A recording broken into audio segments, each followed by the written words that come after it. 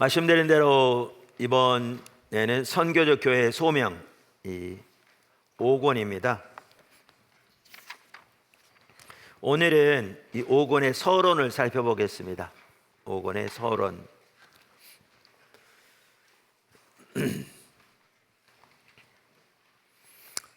우리가 그동안 4권에 걸쳐서 선교적 교회의 소명과 관련된 중요한 부분들을 살펴보았습니다.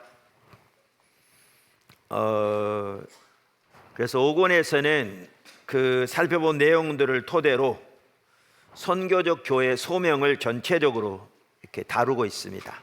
그래서 이번 그 시간이, 그러니까 이번 주가 그 부분을 다루는 시간입니다. 첫째, 예수님의 주 되심의 실현. 그러니까 제가 앞에서 하나의 패러다임을 말하면서 성경 이야기를 토대로 부활 주 되심 교회 선교, 이 패러다임을 말씀드렸잖아요. 사실 우리 그 교회 지체 중에 한 명이 두드림 투게더 갔었는데 그 선교사님이 이 패러다임을 말씀하셨는데 이렇게 교회에서 선교적 교회를 다뤄가면서 이 머리에 쫙 들어올 뿐만 아니라 이렇게 그림이 정확하게 잡힌다.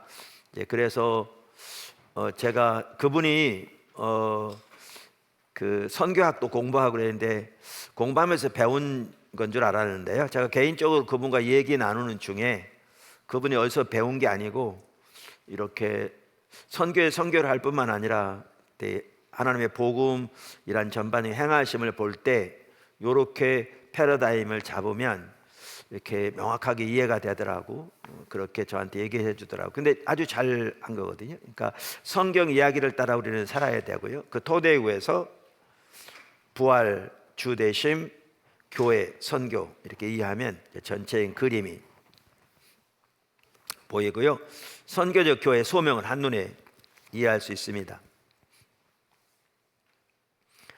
우리가 선교적 교회 1권에 살펴보았듯이 초대교회가 전한 복음의 핵심은 예수님이 주님이시다 라는 거였습니다. 그리고 그 의미를 살펴보았습니다. 초대교회가 전한 복음에 대해서 대표적으로 알 수 있는 구절 중에 하나가 로마서 1장 2절에서 4절이죠. 이 복음은 하나님이 선지자들을 통하여 그의 아들에 관하여 성경에 미리 약속하신 것이라. 그의 아들에 관하여 말하면 육신으로는 다윗의 혈통에서 나셨고 선결의 영으로는 죽은 자들 가운데서 부활하사 능력으로 하나님의 아들로 선포되셨으니 곧 우리 주 예수 그리스도시니라. 많은 학자들이 이 구절이 사도 바울이 쓴 게 아니고 초대 예루살렘 교회의 신앙 고백, 그들이 살기를 원하고 구현하기 원하고 그들이 선포했던 그리고 그들이 전한 그 복음, 그들의 신앙 고백을 여기에 쓰고 있다고 믿거든요. 그래서 초대교회가 전한 복음의 핵심은 예수님이 주님이시다라는 것을 여기서도 볼 수 있죠. 우리는 이제 다른 구절을 이미 보았습니다. 그래서 교회의 선교는 한마디로 말하면 하나님의 창조 세계 전체에서 예수님의 주 되심을 실현하는 겁니다. 그게 교회의 선교 핵심입니다. 교회의 선교 핵심입니다. 톰 라이트 박사도 교회 선교에 대해서 이렇게 말했습니다. 같은 맥락인데요. 다시 말해서 교회는 우리가 때로 선교라고 일컫는 것을 위해 존재합니다. 세상에 예수께서 그 주제자라고 번역되어 있는데 그 주라는 말입니다. 영어로 Lord라고 되어 있잖아요. 주. 예수께서 그 주라고 선포하는 것입니다. 이것이 좋은 소식입니다. 그리고 그 소식이 선포될 때 그 소식은 사람들과 사회를 변화시킵니다. 좀 더 협소한 의미에서의 선교. 이 말은 무슨 말이냐면 우리가 일반적으로 선교하면 타문화권에 가서 복음을 전하고 그 다음에 교회를 세우는 이걸 선교라고 그러잖아요. 이제 그 의미에서 선교를 말하는 것이고요. 그리고 가장 넓은 의미에서의 선교. 이거는 우리가 살펴본 포괄적 하나님의 구속에 기초한 포괄적 선교를 말하는 거죠. 지금 여기에서 위에 이 둘 다를 위해 교회는 존재합니다. 이렇게 말하고 있죠. 그리고 선교의 궁극적인 목표는 만물이 주님의 주권적인 통치 아래로 회복되는 것입니다. 이게 궁극적인 목표입니다. 우리는 예수님의 부활에 대해서 다루면서 그리스도인의 부활, 그러니까 부활장이라고 그러는데 을 다루는 고린도서 15장에서 이 부분을 잘 볼 수 있습니다. 선교의 궁극적인 목표, 만물이 주님의 주권적인 통치 아래 회복되는 것이죠.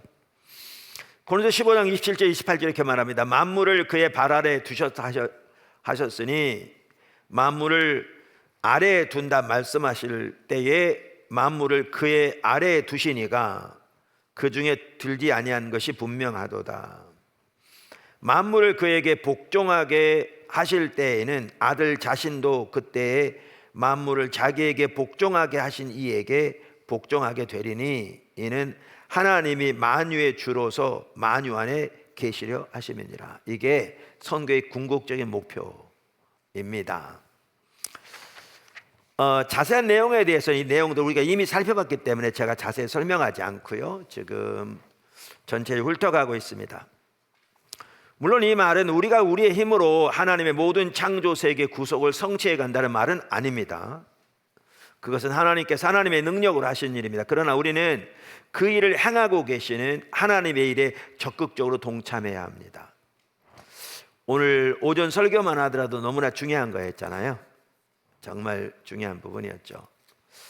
물론 이런 부분을 과거에서 다루기도 했지만 그러니까 예수님 오실 때까지 장사라고 표현한 다루기도 했지만 제가 이번에 그 설교하면서 또렷하게 보여진 게 바로 그 부분이었어요. 그래서 제가 목사로서 이 부분은 반드시 알려야 할 책임이 있을 것 같아서 더 강력하게 얘기했거든요. 그게 뭐냐 하면 오늘 오전에 나눈 부분을 보아도 명확하게 알 수 있듯이 우리가 구원은 믿음으로 받습니다. 근데 우리가 예수님이 다시 오셔서 만물을 온전히 회복하시고 구속을 완성하시고 그래서 믿는 자들이 부활하고 그때까지 살아있는 자들은 하나님의 영광으로 덧입혀지게 변화될 것이고 예수님 부활의 몸으로 변화하신 것처럼 성경이 이렇게 말하고 있거든요. 그래서 새하늘과 새 땅에서 영원히 살아가야 될 텐데 우리가 믿음은 구원으로 받지만 그곳에서의 우리의 운명은 이 땅에서 우리가 어떻게 사느냐에 결정되거든요. 명확하게. 그게 정말 중요한 부분인 거죠. 정말 중요한 부분인 거죠. 그리고 우리가 이 사실을 분명하게 인식한다면 우리가 살아가는 목표나 자세가 완전히 달라져야 할 텐데 그런데 이제 그 데로 밀러도 기다림의 신학 또 행동의 신학이라고 그랬나요? 이렇게 좀 대조한 것처럼 오늘날 교회 안에는 기다림의 신학이 너무 팽배하다. 그러니까 예수를 믿음으로 의롭게 되어 구원을 받았고 예수님이 다시 오실 그날에 영화롭게 될 것이니까 이제는 다 됐다고 생각하는. 그래서 성화는 사실 우리가 주님의 형상으로 변화되는 것뿐만 아니라 이제 다음 주에 이어서 살펴볼 텐데 바로 이 하나님의 일에 적극적으로 동참하는 이 부분도 성화의 핵심적인 일이거든요. 그래서 교회에는 그러한 기다림의 신학에 잘못 빠져 있어서 이 성화가 거의 없는 것 같은. 그 사실 이게 연결되는데요. 필요하시면 주일 설교 이제 곧 유튜브에 올라갈 거니까 다시 들어보십시오. 정말 제가 목사로서 지금 보도나무교회만 30년 이상 섬겼는데 왜냐하면 금년이 30주년이었으니까 또 이런 부분을 나누긴 했지만 제가 오늘 설교하면서 더 그 부분이 정확하게 보여지고 제가 목사로서 성도들에게 이 부분을 분명히 말하는 것이 저에게 중요한 책임 같은, 그게 나누지 않으면 나중에 그 책임을 제가 져야 할 그런 부분이 너무나 이렇게 느껴져서 제가 그 부분을 강력하게 나누게 사실 되었거든요. 구원은 믿음으로 받지만 그 영원한 새하늘과 새 땅에서의 삶은 이 땅에서 우리가 어떻게 주님이 주신 소위 달란트, 문화, 자본을 가지고 하나님의 일에 동참하느냐에 따라 결정되는 것이거든요. 결정되는 것이거든요. 그러니까 흔히들 많이 그렇게 얘기하잖아요. 구원은 믿음으로 받지만 상급은 행함으로 받는다. 이제 그렇게 말하니까 뭐 그 땅에 가서 뭐 상급 좀 받고 이렇게 생각하기 쉬운데 그런 차원이 아닌 것을 이렇게 볼 수가 있습니다. 그래서 이 오늘 낮에도 나눈 것처럼 이게 연결되는데, 낮에도 나눈 것처럼 그 당시 예수님의 제자들이 예수님이 예루살렘에 가까웠고 이제 예루살렘에 오시면 하나님 나라가 곧 임할 것으로 기대하고 기다리고 있는 때에 그들이 그러한 사고를 이렇게 교정하기 위해서 문화의 비유를 드셨는데, 내용인즉슨 예수님이 아버지께로 가셔서 모든 왕권과 통치권을 가지고 다시 오실 것이고 이제 재림하실 것을 말씀하시는 거죠. 그게 그래서 그때 하나님의 심판이 있을 거고 이제 말씀드린 대로 구속의 완성이 있을 거고, 그런데 그때까지 우리가 할 일이 있음을 명확하게 말하는 거죠. 열 문화의 비유가 그때까지.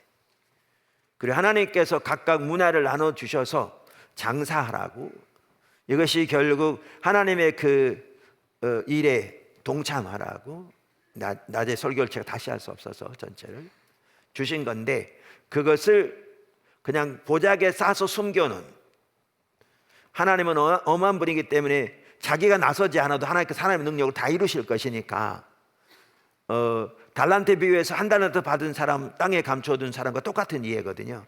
하나님은 강력한 분이니까 내가 심지 않아도 하나님은 능히 거두고 내가 해치지 않아도 하나님은 능히 모으실 줄을 내가 알았으므로 숨겨두었나이다. 그 두 사람에게 모두 악하고 게으른 종이라고 그러면서 강력하게 책망하시는, 그리고 그 운명에 대해서는 제가 보기에는 그게 고린도 3장에서 말하는 불 가운데서 얻는 믿음으로 구원 얻을지 모르지만 부끄러운 구원과 같은 것임을 말하고 있는데, 그의 운명이 영원히 그렇게 산다고 생각하면 정말 심각한 내용인 거죠. 그러면서 그 비유를 드시면서 우리 주님 오시는 그날까지 우리가 할 일이 있음을 말씀하시는 거죠. 할 일이 있음을. 그러니까 다시 여기 돌아오면 그 연결되는 거잖아요. 다 돌아오면 우리의 힘으로 하나님의 모든 창조 세계의 구속을 성취해가는 건 아니지만, 그건 하나님의 능력으로 행하실 것이지만 우리가 할 일이 있다는 거죠. 우리가 할 일이 있다는 거죠. 그래서 하나님께서 그 일을 행하고 적극적으로 앞서 가실 때 우리가 하나님과 관계에서 그 하나님의 일에 적극적으로 동참하되 하나님께서 우리에게 주신 그 달란트대로, 그 문화대로, 사람마다 이건 다를 것이거든요. 문화대로 우리가 그 하나님의 일에 동참하는 그 일을 우리가 살아야 합니다. 그게 정말 중요한 것임을 볼 수 있습니다. 이런 분명한 소명감, 분명한 목표, 그리고 각자의 부르심, 이러한 것을 깨닫는다면 얼마나 우리의 삶이 달라질까. 그게 이제 조금에 나오지만 우리가 해야 할 일인 거죠. 그래서 우리는 복음 전도뿐 아니라 정치, 경제, 미디어, 예술, 교육 등 모든 분야에서 만물을 새롭게 하시는 하나님의 역사에 동참해야 합니다. 이게 선교죠. 이게 선교입니다. 포괄적인 선교. 두 번째, 교회의 중요성. 그러니까 결국 선교는 예수님의 주되심을 만물 가운데서 실현하는 게 선교의 성격이고요. 쭉 살펴봤고요. 이를 위해서 교회가 핵심입니다. 교회의 중요성. 교회의 중요성. 아까 그 어떤 분이 했다고 하는 패러다임에 보면 성경 이야기를 토대로 우리가 한 패러다임이라고 얘기하면 훨씬 낫겠죠. 부활, 주되심, 그리고 교회, 그리고 선교가 있는데요. 거기서도 교회의 중요성을 잘 언급하고 있는 걸 볼 수가 있습니다. 그래서 하나님께서 하나님의 목적을 성취해 가시는 핵심적인 방법은 하나님의 공동체를 통해서입니다. 교회를 통해서입니다. 그러니까 성경 전체를 통해서 하나님께서 어떻게 일하시는가 그 방법을 보면 이 부분을 명확하게 볼 수 있습니다. 이 부분을 명확하게 볼 수 있습니다. 우리는 성경을 하나의 큰 이야기로 읽어야 한다라는 것을 선교적교 1권에 살펴보았고 6권에도 일부 제가 다뤘습니다. 그러한 운동이 점점 학자들 사이에서 일어나고 있습니다. 그것이 성경이 올바로 보는 법이다, 이렇게 일어나고 있습니다. 그렇게 읽으면 하나님은 항상 선택을 통해서 일하시는 걸 볼 수 있고요. 그렇기 때문에 하나님의 계획의 중심에 하나님의 공동체가 있는 걸 볼 수 있습니다. 하나님의 계획의 중심에 하나님의 공동체가 있는 걸 볼 수 있습니다. 선교적교 1권에서 성경 이야기를 육막으로 된 하나님의 드라마다라는 관점에 살펴보았거든요. 특별히 크레이그 바톨로메와 마이클 고인이 쓴 성경은 드라마다, 저 책 아주 좋은 책이에요. 저 책에서 그렇게 요약하고 있는데 잘 요약하고 있다고 저는 생각합니다. 그래서 제가 책에 그걸 인용했죠. 육막으로 된 제1막, 하나님이 자신의 나라를 세우시다, 창조. 2막, 반역이 일어나다, 타락. 3막, 왕이 이스라엘을 택하시다, 구속의 시작. 4막, 왕이 오심, 구속의 성취. 5막, 왕에 대한 소식이 전파되다, 교회의 선교. 6막, 왕의 귀환, 구속의 완성. 자, 이렇게 크게 6막으로 나눌 수 있는 하나의 큰 이야기인데 여러분 여기에 창조, 타락, 구속의 완성을 뺀, 그러니까 1, 2, 6막을 뺀 나머지 3, 4, 5막이 하나님의 선택, 하나님의 백성과 관련된 걸 볼 수 있습니다. 이스라엘, 그리고 참 이스라엘로 오신 예수님이 구속을 성취하시고 그 예수님 안에서 유대인과 이방인을 합하여 한 새 백성, 교회를 세우시고 그들을 선교의 동력자로 세우신, 이걸 보면 하나님의 이 전체 이야기 속에, 그리고 하나님의 선교 이 전체 속에 하나님의 선택한 공동체가 그 중심을 얼마나 차지하고 있는가를 볼 수 있습니다. 이것만 봐도 선택은 항상 하나님이 일하시는 방법이며, 그렇기 때문에 하나님의 선택을 통해 하나님의 목적을 계시하시고 성취하시는, 그렇기 때문에 그 중심에 하나님의 공동체, 하나님의 교회가 핵심인 것을 볼 수가 있습니다. 핵심인 걸 볼 수가 있습니다. 그래서 레슬리 뉴비긴만 하더라도 교회가 구체적으로 감당해야 할 소명을 5가지 증언이라는 그 말로, 형태로 요약하는데 가장 먼저 나온 것이 교회의 중요성입니다. 그래서 공동체의 구별된 삶, 두 번째가 평신도의 부르심, 세 번째가 자비와 정의 행위들, 네 번째가 복음 전도, 다섯 번째가 복음이 알려지지 않는 곳을 향한 선교들, 이렇게 5가지로 말하는 걸 볼 수 있고요. 마이클 고인 박사는 뉴비긴의 이러한 주장에 대해서 이렇게 잘 표현합니다. 그러니까 마이클 고인 박사가 레슬리 뉴비긴의 선교적 교회에 대해서 다룬 책이 교회의 소명이라는 책이거든요. 아주 뛰어난 책입니다. 정말 뛰어난 책입니다. 불과 수년 전에 우리나라만에 번역된 책인데요, 거기서 이렇게 말하고 있습니다. 뉴비긴에게 선교는 무엇보다도 존재에 대한 것이다. 새로운 인류가 되는 것, 구별된 공동체가 되는 것이다. 행하는 것과 가는 것은 이것으로부터 흘러나온다. 뭐부터요? 존재로부터. 그러나 하나님의 나라의 징표가 된다는 것은 무엇보다 참된 인류의 모습인 하나님 나라의 생명을 구현하는 백성이 되는 것의 문제다. 사실 이만큼 교회가 중요합니다. 그러니까 선교를 위해서도요, 먼저 교회가 하나님이 의도하신 교회가 돼야 거기에서 행하는 것도 가는 것도 나올 수 있습니다. 그만큼 중요하기 때문에 제가 이 권에서 이걸 특별히 따로 다뤘거든요. 한 권 전체를, 구약부터 거슬러 올라가서 계속해서 이렇게 말합니다. 마이클 고인, 그리스도의 사역과 성령에 의해 창조된 이 새로운 존재가 교회의 선교에서 최고 지위를 차지한다. 자신들의 참된 인간성으로 회복된 새로운 인류인 하나님의 백성의 총체적인 삶, 그것이 교회의 기초적인 증언이다. 말씀과 행위는 이 회복된 공동체에서 흘러나온다. 교회의 선교는 예수의 선교를 따르면서 말씀과 행위 둘 다이면서 이미 하나님 나라의 맛보기를 구현하는 공동체의 삶이어야 한다. 사실 이 하나하나가 매우 중요한 말이거든요. 제가 구체적으로 일일이 설명하기가 그래서 그렇지. 교회의 선교는 예수의 선교를 따르면서, 포괄적인 선교죠. 우리가 앞에서 이미 살펴본 것처럼 말씀과 행위 둘 다이면서 선교를 하되 뭘로서요? 삶으로, 말씀으로, 행동을 해야 된다는 거죠. 예수님이 그렇게 하셨고, 둘 다이면서 이미 하나님 나라의 맛보기를 구현하는, 하나님 나라가 이미 임했잖아요.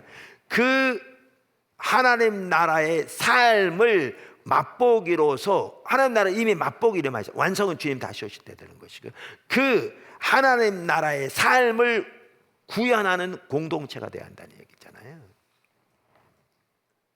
구현하는 이라는 단어에 주목하라. 그것은 선교와 관련한 뉴비긴에 의해서 흔히 등장하는 단어이며 이 부분의 핵심을 포착한다. 교회의 삶이라는 새로운 존재가 선교의 중심이라는 것이다. 사실 그래서 우리 포도나무 교회만 하더라도 더 그렇게 우리가, 그래서 십자가 복음의 삶을 모든 성도가 살고 그것이 선교적 삶을 열매 맺어야 한다, 나누는 것이고, 그리고 말씀드린 대로 우리가 그걸 이권에 따로 살펴보았고, 그래서 우리의 공동체로 모일 때 그 공적인 예배가 그만큼 중요하고, 공적인 예배의 핵심은 하나님의 임재이기도 하거든요. 하나님과 만남이니까요. 하나님의 만남. 그리고 최근에 들어와서 우리 모두가 영성일기, 일기 쓰는 게 핵심이 아니라 우리 모두가 십자가 복음의 삶을 실제로 삶의 현장에서 순간순간 살아가도록 배우고 추구하고, 그것을 일기 형태를 돌아보면서 나누고 서로 위해 기도하고 서로 힘을 합해서 그 삶을 살도록 격려하고, 이렇게 하기 위한 거잖아요. 저는 개인적으로 하나님께서 이렇게 포도나무 교회를 세워가신 게 너무 감사하고요. 우리의 예배만 하더라도, 우리 주일 낮 예배만 하더라도, 일부 예배도, 2부 예배도, 오늘 같은 경우 저녁 예배도 이렇게 하나님의 임재가 매우 강력하게 함께하고 계시잖아요. 우리가 자만할 것은 아닙니다. 계속 자라나고 성도들의 삶 속에서 또 교회 전체적인 공동체가 하나님의 이미만 하나님 나라의 그 맛보기가 우리 가운데 구현되어지는 삶, 이게 되어질 때 여기서 이제 가는 것도, 말씀도, 행위도 선교가 나오거든요. 선교가 나오거든요. 그래서 그렇게 되어가고 있다는 게 너무너무 감사하고요. 너무너무 감사하고, 우리가 더 지속적으로 겸손하게 그렇게 자라나야 되죠. 물론 이제 앞으로 나누겠지만 바로 나오는데 여기만 머물러 있으면 안 되죠. 그러면 변화산에서 베드로와 제자들이 여기가 좋사오니 우리가 초막 3개를 세우겠습니다. 하나는 예수님을 위해, 하나는 모세를 위해, 하나는 엘리야를 위해. 자기들은 전혀 세울 거 생각하지 않았어요. 그런데 예수님은 내려가라고 말씀하신 거잖아요. 그러나 요게 먼저 돼야 한다, 잘 말하고 있습니다. 제가 여기에 보면요, 다양한 학자들의 말을 인용해 놨어요. 그러니까 한두 번만 해도 될 얘기예요. 사실은 한두 번만 해도 될 얘기인데, 왜 이렇게 했냐 하면, 이 교회가 이렇게 먼저 세워지는 것이 하나님의 선교에서 얼마나 핵심인가를 세계에서 뛰어난 학자들마다 그것을 강조하고 있거든요. 이게 성경 전체에 명확하기 때문에. 근데 이게 오늘날 너무나 소홀히 돼 있어요. 너무나 소홀히 돼 있어요. 그러니까 선교적 교회를 매우 강조하는 일부 교회에서도 예를 들면 교회가 실제로 그렇게 세워지는 것에 대해서는 초점이 덜 있어요. 그리고 실제로 그렇게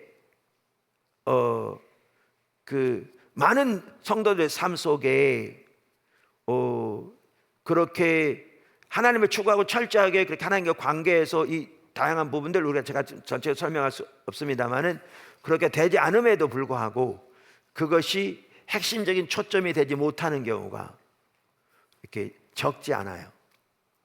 그래서 이것이 매우 중요한 핵심이기 때문에 우리는 반드시 그 부분을 기억하고 그 안에서 자라나고 더 주님을 우리 모두가 추구하고, 그래서 우리 가운데 하나님 나라가 구현되어지는, 그래서 매력적인 반문화 대안사로 실제로 교회가 더욱더 세워지는 자리에 포커스가 반드시 있어야, 초대교회가 그랬거든요.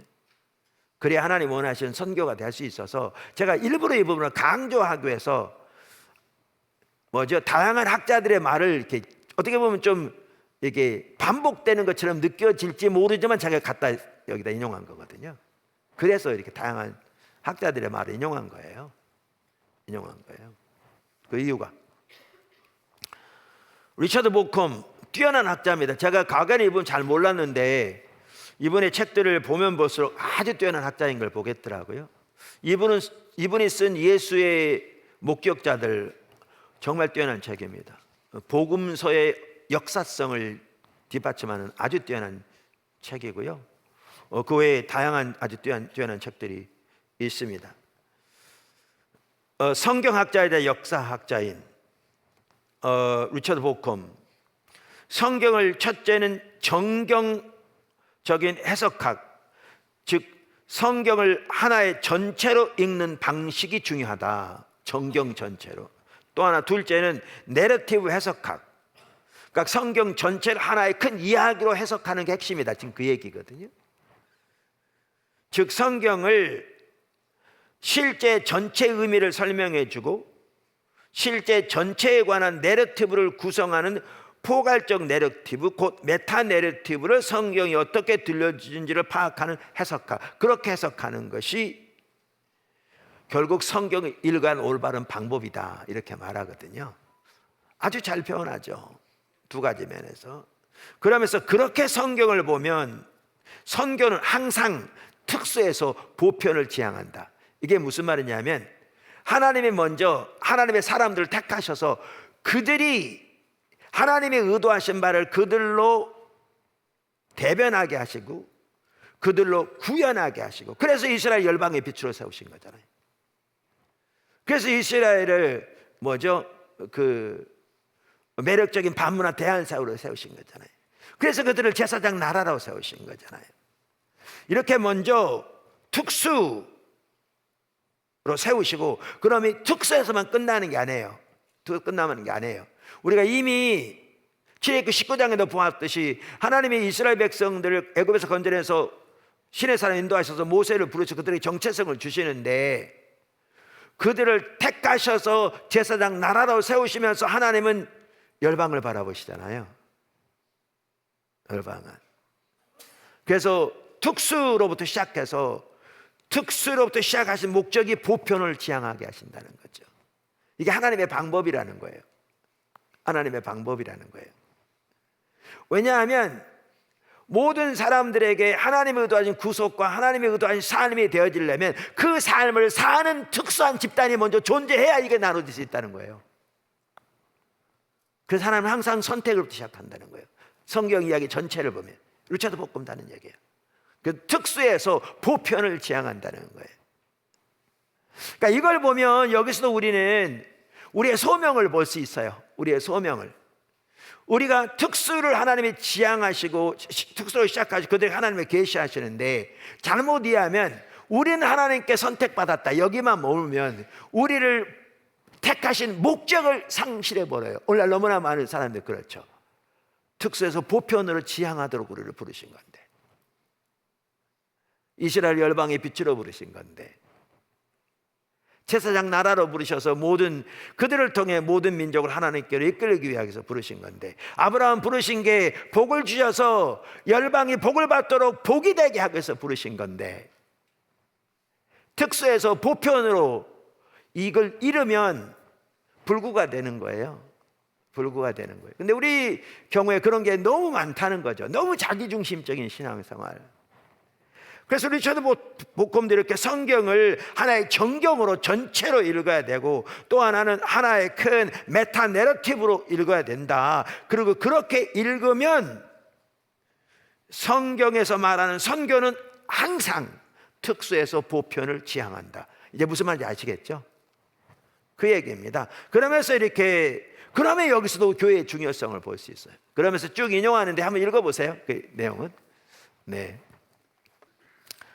우리가 선교적 교회에서 그 이권에서 크리스토퍼 라이트 박사, 선교학자, 뛰어난 세계적인 선교학자잖아요. 그분도 구약에 하나님께서 아브라함을 택하신 것을 말하면서 선택, 그리고 이스라엘 택하신 것을 다루면서 선택, 윤리, 선교, 선택, 윤리, 선교에 살펴봤습니다. 이렇게 볼 때 교회가 어떤 교회가 되느냐가 결국 하나님의 선교의 핵심입니다. 교회의 중요성은 아무리 강조해도 지나침이 없습니다. 그래서 말씀드린 대로 선교적 교회 이권에서 우리는 구약으로 거슬러 올라가 아브라함의 부르심부터 시작해서 교회의 선교적 정체성의 역할에 대해 살펴보았습니다. 우리는 하나님은 구약에서부터 단순히 이스라엘 백성 등 개개인을 구원하신 것이 아니라 그들을 제사장 나라, 반문화 대한 공동체로 구원하셨다는 사실을 살펴보았습니다. 우리는 예수님께서 오셔서 하신 일의 한 핵심도 하나님의 종말론적 백성을 회집하는 것이었다는 사실도 살펴보았습니다. 우리는 12사도를 세우시는 예수님의 모습에서 그것을 잘 볼 수 있습니다. 왜냐하면 이스라엘의 12지파를 나타내는 이 12사도는 새로워진 민족의 핵이 될 것이기 때문입니다. 누가복음 22장 30절, 요한계시록 21장 11, 14절을 보면 알 수 있습니다. 사실 이제 보시면 오늘날 그 세대주의적인 이해를 가지고 이스라엘만 하더라도 지금 현재 정치적인 이스라엘이 하나님이 택하신 백성인 것처럼, 그래서 그 이스라엘의 회복이 결국 그 예수님의 재림을 준비하는 것처럼 그렇게 이해하는 사람들이 많거든요. 그래서 때로는 이스라엘이 주변의 팔레스타인을 그렇게 옳지 못하게 대하고, 그러면서 팔레스타인 교회들이 핍박을 당하고 크리스천들이 때로는 살해를 당하는데도 그 정당화되는 것처럼 잘못된 신학 때문에 그거거든요. 사도 바울이 말한 것처럼 육적인 이스라엘이 아니에요. 그래서 이스라엘, 참된 이스라엘로 예수님이 오시고 예수님 안에서 에베소 2장이 명확하게 말한 것처럼 유대인과 이방인을 합하여 예수님 안에서 한 새 백성을 만드셨어요. 이게 교회예요. 이게 교회예요. 그래서 신약의 교회가 구약의 이스라엘의 정체성과 역할을 물려받는다고 여러 번 말씀드렸잖아요. 그리고 이스라엘 회복만 하더라도 로마서 11장 등에 보면 말세에 이 지금 있는 이스라엘이 예수님께로 회복될 것을 말하지, 예수님과 별개로 하나님의 백성으로서 두 개의 백성이 존재하지 않아요. 그건 전혀 옳지 않은 신학이에요. 근데 우리나라에 그런 잘못된 예가 매우 팽배해요. 이스라엘 회복이라는 이름으로 심각한 잘못된 겁니다. 그거요. 잘못된 거.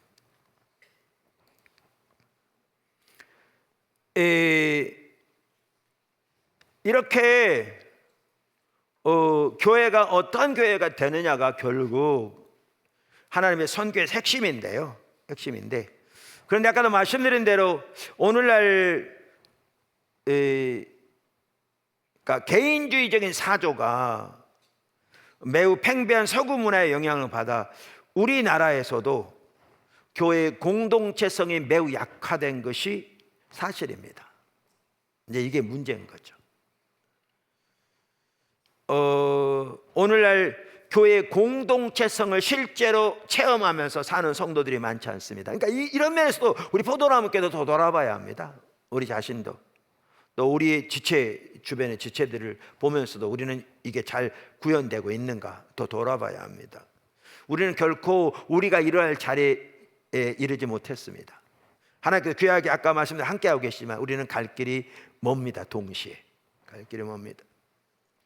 오스기니스 박사 뛰어난 분이죠. 그분도 그분의 소명이란 책에서 오늘날 현대 세계에서 교회의 공동체성에 대한 성도들의 의식이 약화된 것을 잘 지적합니다. 그러면서 이렇게 말합니다. 그러나 예수님의 부르심은 이 모든 현대적 추세와 정면으로 충돌한다. 그 부르심은 불가피하게 공동체적인 부르심이기 때문이다. 그러면서 계속해서 이렇게 말합니다. 교회 이야기는 이스라엘의 이야기처럼 한 백성의 이야기이지 그저 개개인들의 이야기가 아니다. 성경은 하나님이 출애굽 이전 시대에 개인과 가족을 부르신 사건을 기록하고 있다. 그러나 이스라엘 백성이라는 용어는 출애굽기에 처음으로 등장한다. 그 동일한 개인들과 가족들의 후손이 해방과 언약의 행위에 기초해서 이제는 하나님의 백성이요 하나님의 공동체로 융합된다. 정말 잘 표현하고 있죠. 그래서 교회의 공동체 너무나 중요합니다. 너무나 중요합니다. 그래서 계속 이렇게 얘기합니다. 오스기니스. 그래서 부족, 도시국가, 민족국가 같은 비자발적인 집단과 제도적으로, 왜냐하면 부족은 태어나서 그렇게 부족에 속하는 거지 우리가 자발적인 선택이 한 건 아니잖아요. 국가도 마찬가지고. 이러한 비자발적인 집단과 대조적으로 이제는 자원하는 구성원들로 이루어진 새로운 공동체, 즉 하나님의 부르심을 받은 자들의 화합이 서게 되었다. 하나님의 부르심을 받은 공동체, 나라, 이 사회, 대한사회, 이게 공동체인데, 근데 이 사회는 자발적으로 참여하는 거죠. 주님의 부르심을 따라 하나님의 부르심을 받은 자들의 회합이 서게 되었다. 이들은 하나님의 언약에 의해 함께 묶여 있으며 개개인의 소명을 보완하고 초월하는 공동체적 소명을 실천하고 있다. 그러니까 아무리 강조도 지나침이 없을 만큼 중요하고요. 이 교회에서 교회가 반문화 대한사회, 대한공동체라는 이 공동체 의식이 너무너무 중요합니다. 이게 정말 오늘 회복돼야 할 그런 이해입니다. 왜냐하면 서구 사회가 낱낱이 흩어진 개개인들로 이루어진 것으로, 그래서 개인의 자유가 가장 무엇보다 중요한 것으로 이렇게 사회가 구성되어 있으니까 이런 사회적인 이해에 기초해서 교회마저도 그렇게 돼버렸죠. 그러다 보니까 우리나라 같은 경우에도 신앙생활을 하더라도 그저 개인이 하나님과의 관계에서 신앙생활을 하는 것으로, 물론 우리 개개인이 제사장으로 하나님께 직접 나갈 수 있습니다. 당연히. 그런데 그런 이해를 가지고 교회는 그저 와서 은혜 받으면 되는 것이고 필요할 때 등등 이러한 이해를 가진 성도들이 너무너무 많은 거죠. 그런 식으로는 하나님의 선교가 올바로 감당될 수 없습니다. 교회의 중요성, 교회의 공동체로서의 반문화 대한사회로서 교회의 중요성 매우 중요하죠. 제가 아까 말씀드렸잖아요. 여러 학자들의 말을 제가 인용하고 있다. 왜? 이게 얼마나 중요한 걸 제가 여러분 보여드리기 위해서 그런 거예요. 이게 너무나 원래 옆으로 가 있으니까. 이해가 옆으로 가 있어요. 톰 라이트도 이렇게 얘기합니다. 톰 라이트도. 그러니까 어떻게 보면 좀 똑같은 얘기를 자꾸 얘기하니까 지겨운 것 같지만 제가 의도적으로 이렇게 했다고요. 반복적으로 말씀드립니다. 톰 라이트도 박사도 이렇게 말합니다. 자, 뛰어난 학자들이죠. 모두 세계적으로. 오늘날 많은 사람들은 이같이 집합적인 정체성을 파악하는데 어려움을 느낍니다. 서구 문화가 그렇기 때문에 우리나라도 서구화되면서 더 이렇게 되고 있죠. 현대 서구 문화의 개인주의에 너무나도 흠뻑 젖어 있어서 우리가 일차적인 정체성이 우리가 속한 가족의 정체성이라는 생각을 부담스럽게 여깁니다. 교회를 하나의 가족으로 말하고 있잖아요. 더구나 문제의 그 가족이라는 것이 아주 거대하여 시공간을 거슬러 올라가는 경우에는 더욱 그렇습니다. 교회는 단순히 떨어져 있는 개인들의 집합이 아닙니다. 보십시오. 각 사람이 서로에게 거울이 되지 못하고 각자 알아서 나름대로 영적인 성장의 길을 찾아가는 것이 아닙니다. 그래서 사실 우리가 영성일기도 쓰고 이 밴드에 서로 올린다, 이런 부분들이요, 이 공동체성에서 너무 중요한 부분인 거죠. 많은 부분들이 우리 오늘 그 171번째 산상순 암송한 분 시상이 있는데, 많은 분들이 그 얘기 하더라고요. 하다 힘들었는데 오이코스에서 서로 이렇게 외워가면서 격려했더니 되더라. 여러분, 그 하나도 공동체의 중요성을 볼 수 있습니다.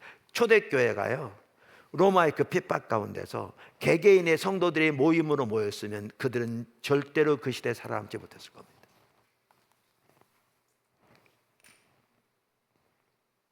살아남지 못했을 겁니다. 계속 이 부분을 말하고 있죠. 다양한 학자들이.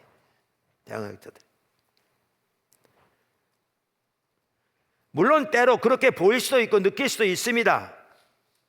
그리고 우리 각 사람이 개인적인 수준의 하나님의 부르심에 응답하도록 부르심을 받았다는 것은 영광스러운 일입니다. 당연히 그 부분 포함하죠. 그러나 우리는 그리스도의 몸에 대한 바울의 이미지를 예로 들자면, 손이 더 큰 전체, 즉 몸 전체의 일부로서의 손이라는 교훈을 배울 필요가 있습니다.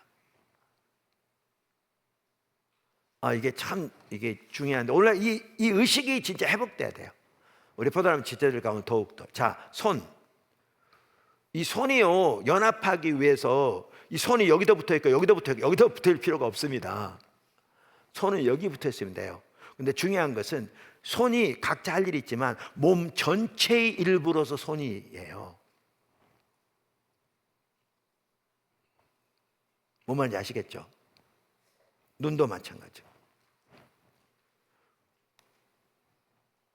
성경은 우리 각자의 성도를 이 지체에 비교하잖아요. 지체. 지금 톰 라이트 박사가 그 얘기하고 있는 거예요.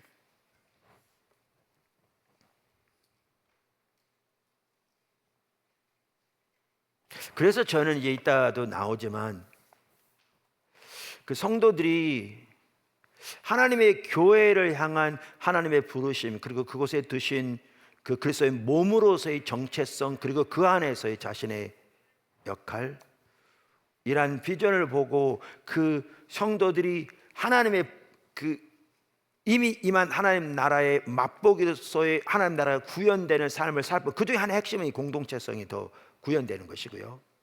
이러한 이해를 가지고 함께하고, 그리고 하나님의 선교에 함께 동참한, 물론 각자가 각자 자리에서 할 부분이 있습니다. 그러나 아까 말한 대로 손이 전체 몸으로서의 한 부분을 손인, 이렇게 하는 것이, 이 이해가 정말 중요한 부분임을 봅니다. 더 회복돼야 될 우리 가운데, 이 나라에서 더 회복되면 말할 것도 없고, 진짜 심각하게 말할 것도 없고.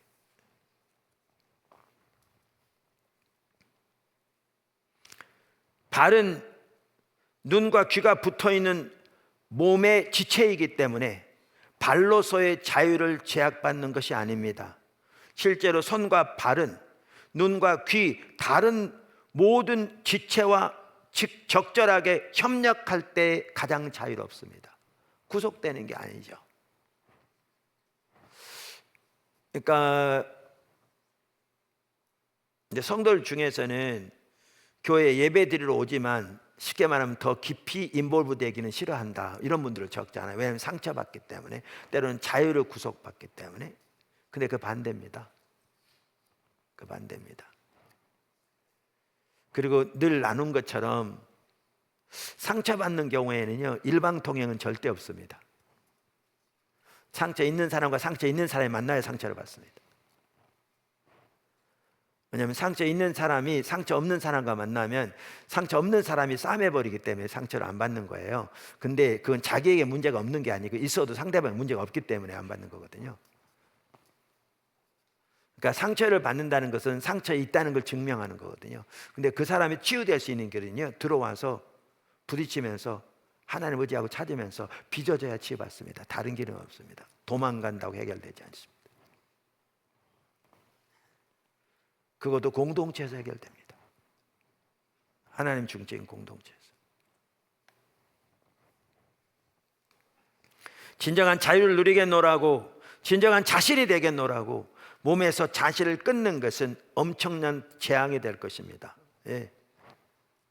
비유를 들면 진정한 자유를 누리겠다고, 진정한 손이 되겠노라고 손이 몸에서 끊어내면 어떻게 되겠냐. 즉 그런 일은 교회의 존재 목적 그 자체를 부인하는 것입니다.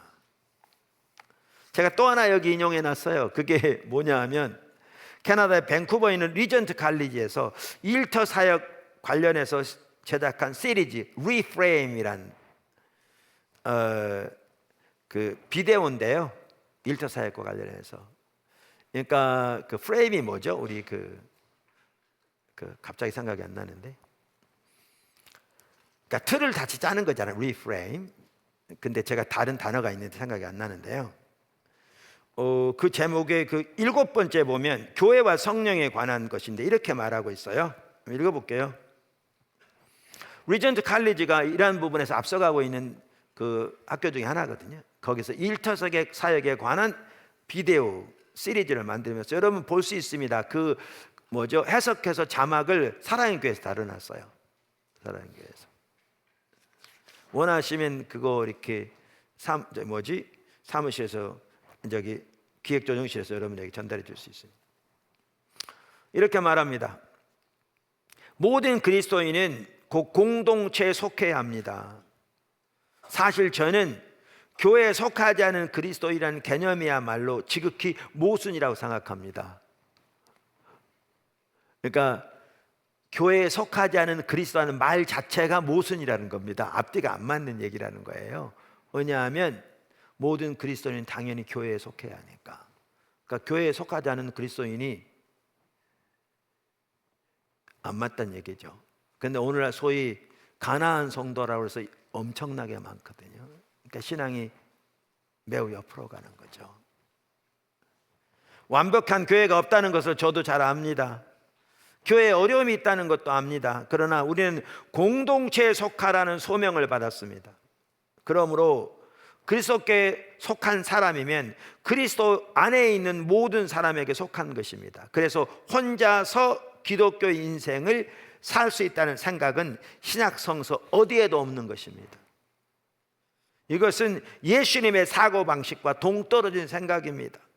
교회에 가는 것은 겸손이 필요하지만 우리의 성장을 위해서 꼭 필요합니다.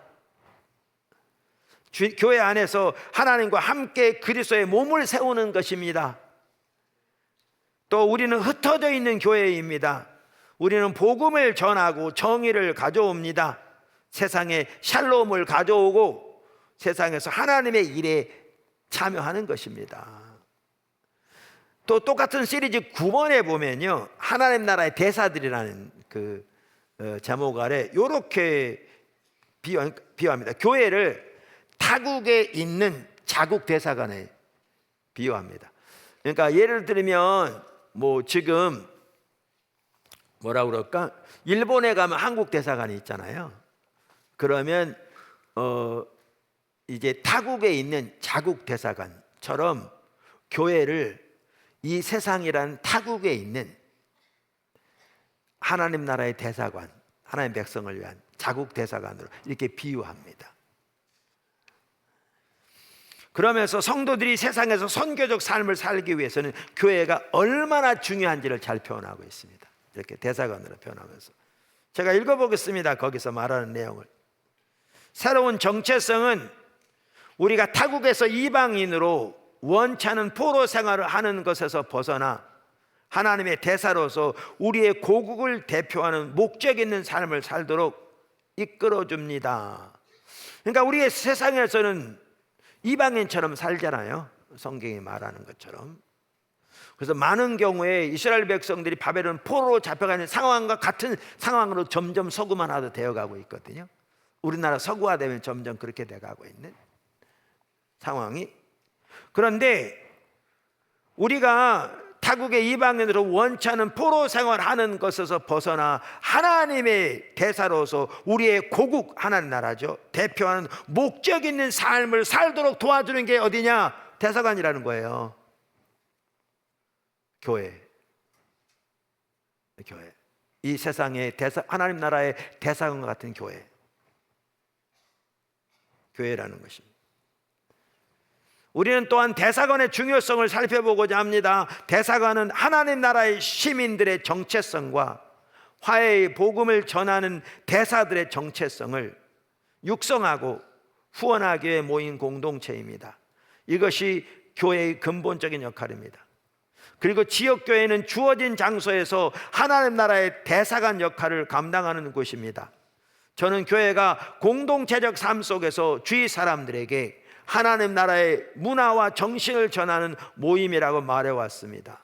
서로에 대한 사랑과 환영, 친절과 관용, 그리고 은혜 속에서 교회 밖 사람들이 하나님이 우리 가운데 임재하는 것을 느끼고 천국을 미리 맛볼 수 있어야 합니다. 이게 교회, 아까 말씀드린 교회 공동체가 이런 기능을 다한다면 존재 자체만으로 선교적 성격을 지닌 것입니다. 이렇게 그러면서 계속해서 그러나 그와 더불어 예수님께서는 우리에게 세상 속으로 들어가라고 명령하십니다. 대사의 임무를 수행하고 화해의 사절이 되고 평화의 메신저가 되라고 명령하십니다. 그러기 위해서 우리는 반드시 대사관의 지원이 필요합니다. 그러니까 선교적 삶을 위해 얼마나 교회가 중요한가라는 걸 이렇게 지금 표현하고 있습니다. 다양한 각도에서.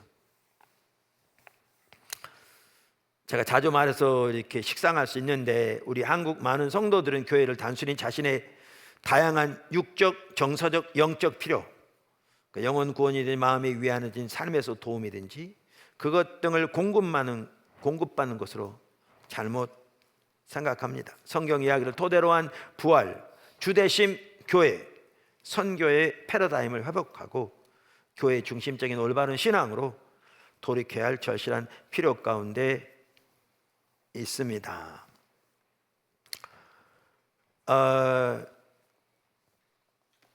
근데 사실 이 부분을 또 강조하는 이유 중에 하나도 뭐냐면요, 아까 선교적 교회를 말하는 많은 교회에서도 교회가 이렇게 되기 위해 이것이 먼저 되지 않으면 진정한 선교는 가능하지 않는 인식하고 이 부분에 힘을 다해 하나님 의도하신 교회가 세워지도록 우리 예배에서부터 시작해서 추구하지 않는 경우가 너무 많고요. 또 한편은 뭐냐면 일터 사역, 포괄적인 선교 혹은 총체 선교, 문화 명령, 비즈니스 미션 등의 중요성을 강조하면서 교회의 중요성을 소홀히 하는 경우가 너무 많습니다. 선교 단체나 선교사들의 모임이나 다 그런 건 아닌데요, 너무나 많은 경우에 흩어지는 교회로서의 교회는 강조할지 몰라도 모이는 교회가 이렇게 세워져야 할 부분에 대해서는 소홀히 하는 경우가 너무너무 많습니다. 오늘날 심각하게 많습니다. 제가 이런저런 선교단체에 또 같이 연합하면서도 어떨 때는 제가 거기 있으려고 노력하는 것 중에 하나도 교회의 중요성을 말하는 사람이 많지 않습니다. 이게 돼야 나머지가 실제로 될 수 있는데, 그래서 거기 목사로 버티고 앉아서 교회의 중요성을 틈타는 때마다 얘기하고 언급하고 이렇게 경각심을 불러일으키고 환기시키기 위해서 앉아있는 경우도 적지 않습니다.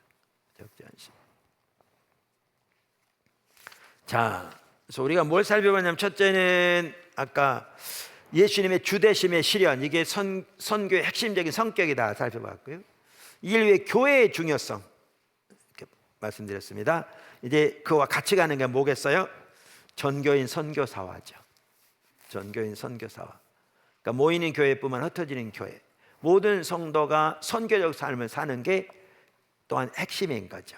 그것을 전교인 선교사화라고 이렇게 제가 표현했습니다. 이 균형이 너무 중요합니다. 이 균형이.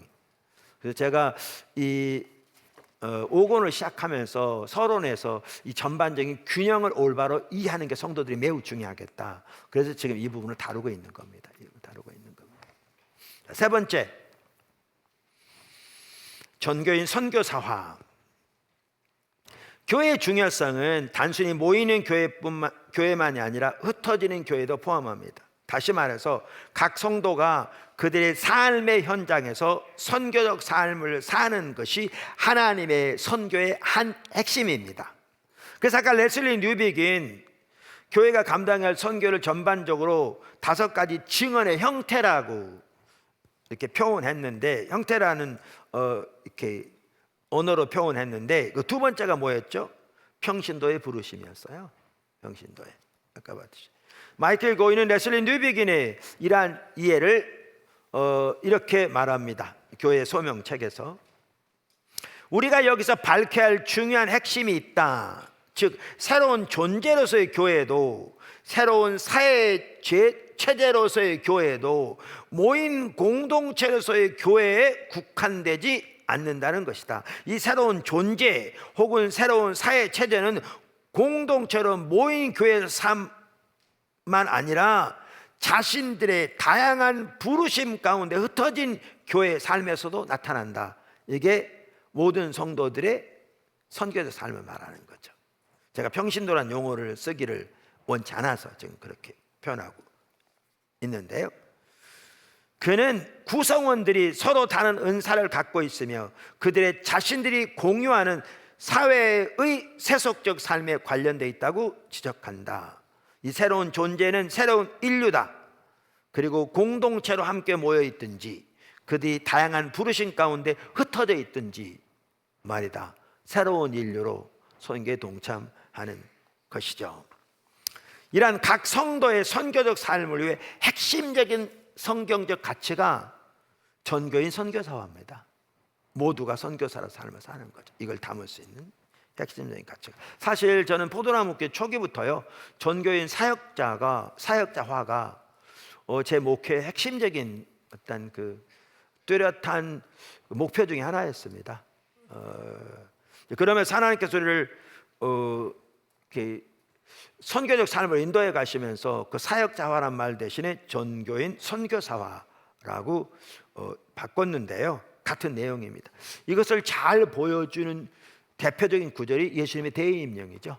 이건 이제 우리가 다음에 또 살펴보고 과거에 살펴봤는데 간단히 언급하고 넘어가면, 예수님께서 모든 민족을 제자로 삼으라고 그러면서 제자로 삼기 위해 아버지와 아들과 성령으로 침례를 베풀고 즉 예수 믿도록 인도하고, 그들을 예수님이 12제자에게 가르친 모든 것들을 그들에게도 가르쳐 지키게 하라고 그랬잖아요. 다시 말하면 그들 모든 성도를 12사도처럼 되게 하라는 거잖아요. 즉 그들의 직분과 소명과 은사는 각각 다를지 모르지만 그들 모두는 12사도처럼 삶의 목표와 삶의 방식 등에서 다 사도들처럼 살아야 한다는 거죠. 그게 예수님의 대임령의 핵심이거든요. 전교인 선교사화, 이것이 하나님의 선교의 핵심적인 가치입니다. 예수님이 대임령, The Great Commission에서 말씀하신 내용이거든요. The Great Commission에서 말씀하신 내용이에요. 폴 스티븐스 박사, 일터 사역에 뛰어난 학자입니다. 지금 그래서 사랑의 교회만 하더라도 이렇게 학교를 운영하고 있는데 일터 사역에 대해서 강의하는 분이 폴 스티븐스 박사입니다. 거기에 보시면 그 일터 사역이라는 책, 그리고 일의 신학이라는 책, 두 책 다 폴 스티븐스 박사의 책인데 아주 뛰어난 책입니다. 그 일터 신학이라는 책에서 하나님의 모든 백성이 하나님의 선교에 관여해야 한다고 지적하면서 이렇게 말합니다. 또 하나의 오해는 선교란 선교사들이 하는 일이라는 그릇된 생각이다. 이게 뭐예요? 오늘날 너무나 많이 가지고 있는 생각인 거죠. 여기 선교라는 것도 좁은 의미의 선교를 말하는 거죠. 그래서 타 문화권에서 나가서 복음을 전하고 교회를 세우는 그 선교사들이 하는 것이 선교다. 교회는 그들을 후원하고 그들을 위해 기도하는 것이 교회의 임무인 것처럼, 이게 이 시대의 팽배한 이해입니다. 그런데 폴 스티븐스 박사, 이게 잘못된 오해라는 겁니다. 그릇된 생각이라는 겁니다. 흔히들 선교사라 불리는 사람들이 우리 대신에 혹은 우리를 대표해서 하나님의 선교를 수행하고 있다고 생각한다. 존 데이비스가 대임령의 해석에 관한 연구에서 보여주듯 복음을 전하고 가르치고 제자를 삼으라고 부름받은 자는 사도들, 가로 열고 및 선교사들만이 아니라 하나님의 온 백성이다. 그러니까 존 데이비스란 분도 아까 제가 얘기한 것처럼 대임령에서 이 핵심적인 부분을 본 것 같아요. 우리가 대임령 너무너무 잘 알잖아요. 근데 한국 교회만 하더라도, 목회자들과 교회 지도자들, 성도들만 하더라도요, 대임령에서 모든 민족이 예수님의 제자가 되도록 복음을 전해서 구원받게 하라는 것은 언급하고 잘 알고 있는데요, 그 다음 부분, 예수님이 11 제자에게 가르친 모든 것들을 저들에게 가르쳐 지키게 하는 이 부분은 거의 망각하고 있습니다. 거의 망각하고 있습니다. 그 부분에 포커스를 두고 그 부분을 인식하고 그 부분을 실현하게 노력하는 교회, 목회자, 제가 보기에는 진짜 드뭅니다. 그걸 언급하는 사람조차 많지 않습니다. 근데 존 데이비스는 그 부분을 본 것 같아요. 지금 이게 폴 스티븐스가 여기서 인용하고 있잖아요. 이어서 그는 말합니다. 사실 교회 자체가 하나님의 선교를 통해 창조되었고 거기에 참여하고 있다. 하나님의 선교는 모이는 교회, 에클레시아를 통해서뿐 아니라 월요일에서 토요일까지 하나님 나라의 일꾼으로 세상에 흩어진 교회, 디아스포라를 통해서도 이루어진다. 균형 정확하게. 자, 그러면 전교인 선교사화가 하나님의 선교의 핵심인데, 결국 이렇게 되면, 그러면 우리 모두가, 모든 성도들이 다 선교사적 삶을 살아야 되는데 어떻게 해야 될 거냐? 제가 두 가지를 여기다 정리해 놨어요. 너무나 당연한 얘기인데요, 근데 그걸 기억하면 좋을 것 같아요. 이 삶을 살기. 하나는 뭐냐? 모두가 자신이 선교사라는 인식을 분명히 갖는 것이 중요하다, 그 말이에요. 여러분 모두는 선교사입니다. 그 인식을 분명히 갖는 것이 중요합니다. 이 인식을 분명히 하느냐 안 하느냐는 근본적으로 다르거든요. 그러니까 우리 모두가 선교자 삶을 살려면 우리 모두가 한 명도 빠짐없이 예수를 믿는 사람이면 자신이 선교사라는 인식을 분명히 해야 한다, 그 말입니다. 할렐루야. 오늘 밤 이후로 여러분은 반드시 그 인식을 갖게 되기를 주님으로 축원합니다. 모든 성도는 자신이 하나님으로부터 선교적 사명을 받은 소위 선교사라는 사실을 인식하는 것이 중요합니다. 일부에서는 모든 성도를 선교사라고 부르는 것에 대해서 주저하는 경향이 있습니다. 모든 성도가 다 선교사라고 하면 기존 선교사들에 대한 존중과 기도와 후원을 소홀히 할 수 있다는 것입니다. 그러나 저는 우리가 목회자들을 존중하고 그 역할을 소중히 여기되 각자가 하나님이 주신 소명 안에서 선교적 삶을 살아야 하듯이 기존의 선교사들을 존중하고 소중히 여기고 위에서 기도하고 후원하되 동시에 자신이 하나님의 선교를 위한 소위 선교사라는 분명한 인식을 가지고 선교적 삶을 사는 것이 매우 중요하다고 생각합니다. 물론 저도 모든 성도를 선교사라고 부르거나 선교사 직책을 줄 필요는 없다고 생각합니다. 오히려 그것은 이 본말이 뒤집어지는. 그러나 우리 모두는 소위 그 다운표를 했잖아요. 선교사라는 인식을 가지고 선교사적 삶을 살기를 추구해야 합니다. 할렐루야.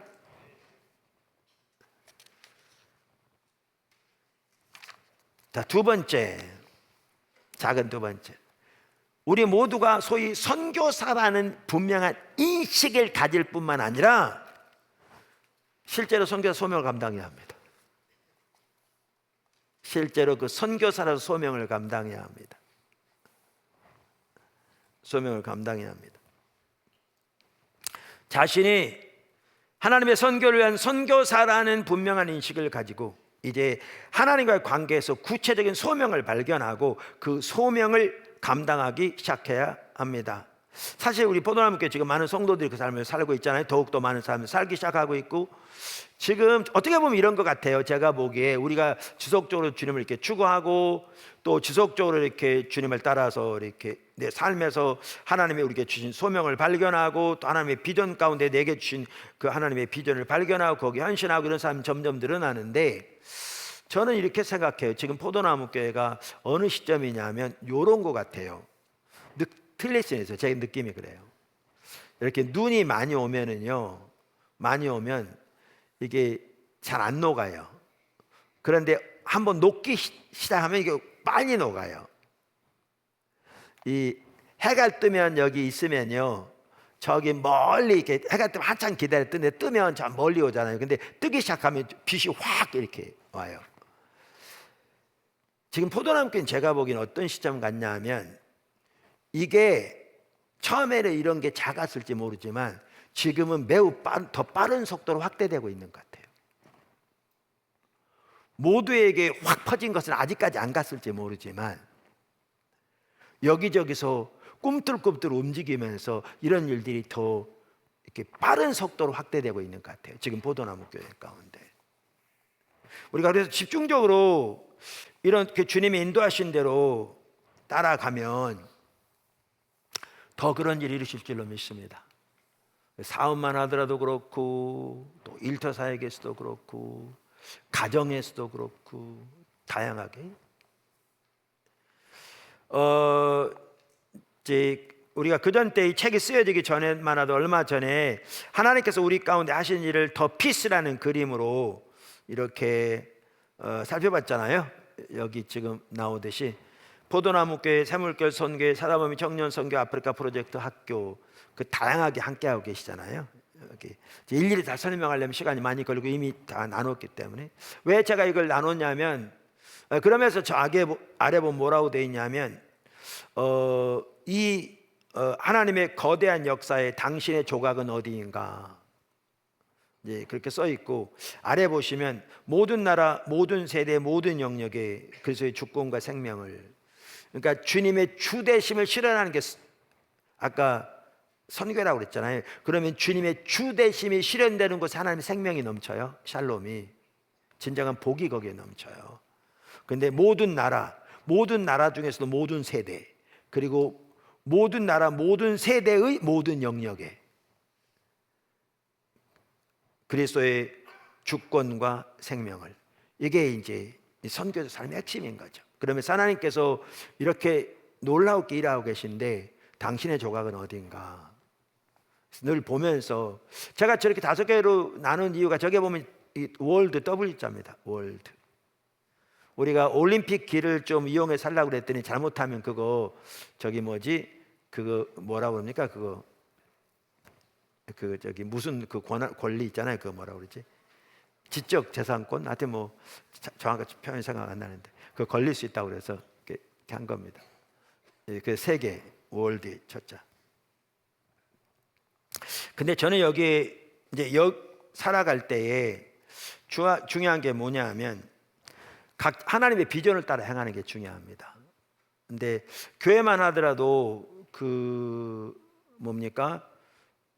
조집 하나만 하더라도, 같은 지역에 세워진 교회만 하더라도 그 교회 사역을 위한 하나님의 비전은 다를 것이다, 이렇게 말하잖아요. 그 부분을 제가 지금 자세히 나눌 수 없고요, 시간도 그렇고. 그러면 포도나무 교회 사역을 위한 하나님의 비전이 있어요. 그러면 회복과 부흥이죠. 그런데 그 전에 어떤 성도가 저한테 그런 적이 있었어요. 제가 비전에 대해서 설교 여러 번 하죠. 한 번은, 목사님, 포도나무 교회 사역을 위한 하나님의 비전을 알겠어요. 또 목사님을 통해서 하나님께서 교회를 리더로 세우셨기 때문에 그 비전을 보이시고 또 교회를 그렇게 이끌어 가시도록, 그건 알겠어요. 근데 저의 사역을 위한 하나님의 비전은 잘 모르겠어요. 그런 분이 계셨거든요. 근데 제가 이렇게 좀 더 따라가면서 하나님 일하심이 좀 더 이렇게 확대되면서 깨닫게 된 게 뭐냐 하면, 하나님이 이 땅에서 일하시는 주된 단위가 교회예요. 교회가 그리스도의 몸이잖아요. 하나님 교회 공동체로 세우신 거죠. 아까 나눈 것처럼 그렇게 하나님 나라가 구현되어지는, 뿐만 아니라 하나님의 선교를 감당할, 그러면서 교회마다 하나님 비전을 주시는 거죠. 비전을 주시는 거죠. 그리고 성경에 보면 하나님이 각 지체를 그 교회에 두신다고 되어 있거든요. 그러면 이 비전을 이루기 위해서 하나님이 지체들을 여기에 두시는 거죠. 그렇다면 각 성도는 교회 사역을 위한 하나님 비전 따로 있고, 내 사역을 위한 하나님 비전을 따로 있는 게 아닌 거예요. 이렇게 찾으니까 더 안 보이는 거예요. 그럼 어떻게 해야 되냐면 교회 사역을 위한 하나님의 비전, 우선 먼저 교회가 돼야 되고요. 그럼 하나의 선교에 동참하되, 선교의 포괄적 이미 말씀드린 동참하되 교회 사역을 위한 하나님의 비전을 보고 그 일에 적극적으로 동참해야 되는 거죠. 그리고 이 연장선상에서 하나님이 지금 자기의 삶 속에 어떤 일을 하고 계신가를 보아야 되는 거예요. 자기의 삶 속에. 그러면 자기 사역을 위한 하나님의 비전이 보여요. 훨씬 쉽게 보여요. 이미 주님이 일하고 계시니까요. 그리고 거기에 함께 할 때 주님이 뒷받침했어요. 하나님 비전을 뒷받침하시거든요. 제가 밴쿠버 초소 지체한 얘기를 그냥 한 적이 있잖아요. 그 책에도 있는데, 아이가 넷인데 이번 5번째 임신했다고 그러나, 우리 포도나무 지체 중에 한 지체 며칠 전에 5번째 낳았습니다. 네, 축복합니다. 지금 이제 집에서 몸조리 하고 있죠. 근데 그 지체 같은 경우에 이렇게 애가 넷인데 남편이 직장에 늦게 오고 그러면 혼자 애 넷 보니까 얼마나 힘들어요. 그러니까 바가지도 많이 긋고 등등등등 그랬는데, 뭐 줄여서 하나님이 지금 포도나무 교회를, 밴쿠버 초소도 포도나무 교회로서 정확하게 같이 인도하고 계시거든요. 한 교회니까. 하나님께서 지금 포도나무 교회를 회복과 부흥으로 인도해 가시되 그 핵심을 다음 세대를 하나님 안에서 영적 챔피언으로 세우고 계시는 것이 지금 교회를 통해 하고 계신 일이잖아요. 우리 선교부터 시작해서 우리 본태로 딱 그걸 보이시면서 뭘 보냐면, 자기가 내 자녀를 지금 돌보는 게 그 하나님의 비전에 동참하고 있는 것임이 보여진 거예요. 그러니까 아이를 키우는 자세가 달라진 거죠. 똥기저귀 갈아 끼우는 것도 지금 하나님의 비전에 동참하는 일인 거예요. 완전히 달라진 거죠. 그리고 그 바쁜데도 4명 다 돌보면서 또 거기도 선교원도 있고 BGA도 있거든요. BBGA라고 그러는데 거기서 교사로 섬기고 그러면서도 기쁨으로 섬기는 거죠. 한 예를 들은 겁니다.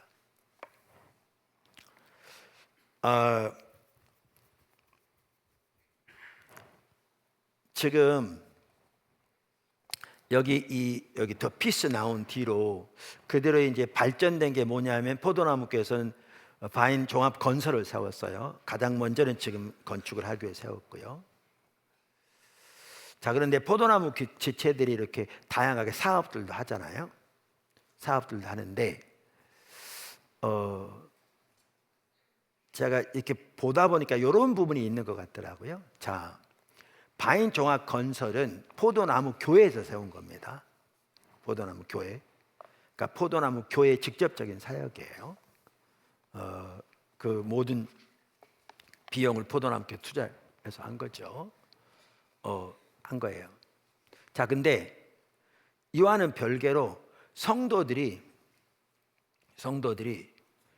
하나님의 행하시는 비전에 적극적으로 함께 하되, 동시에 하나님이 자신의 자리에서 행하시는 걸 보고 그 일에 동참하는 연장선상에서 회사들이 세워지잖아요. 그런데 이때 이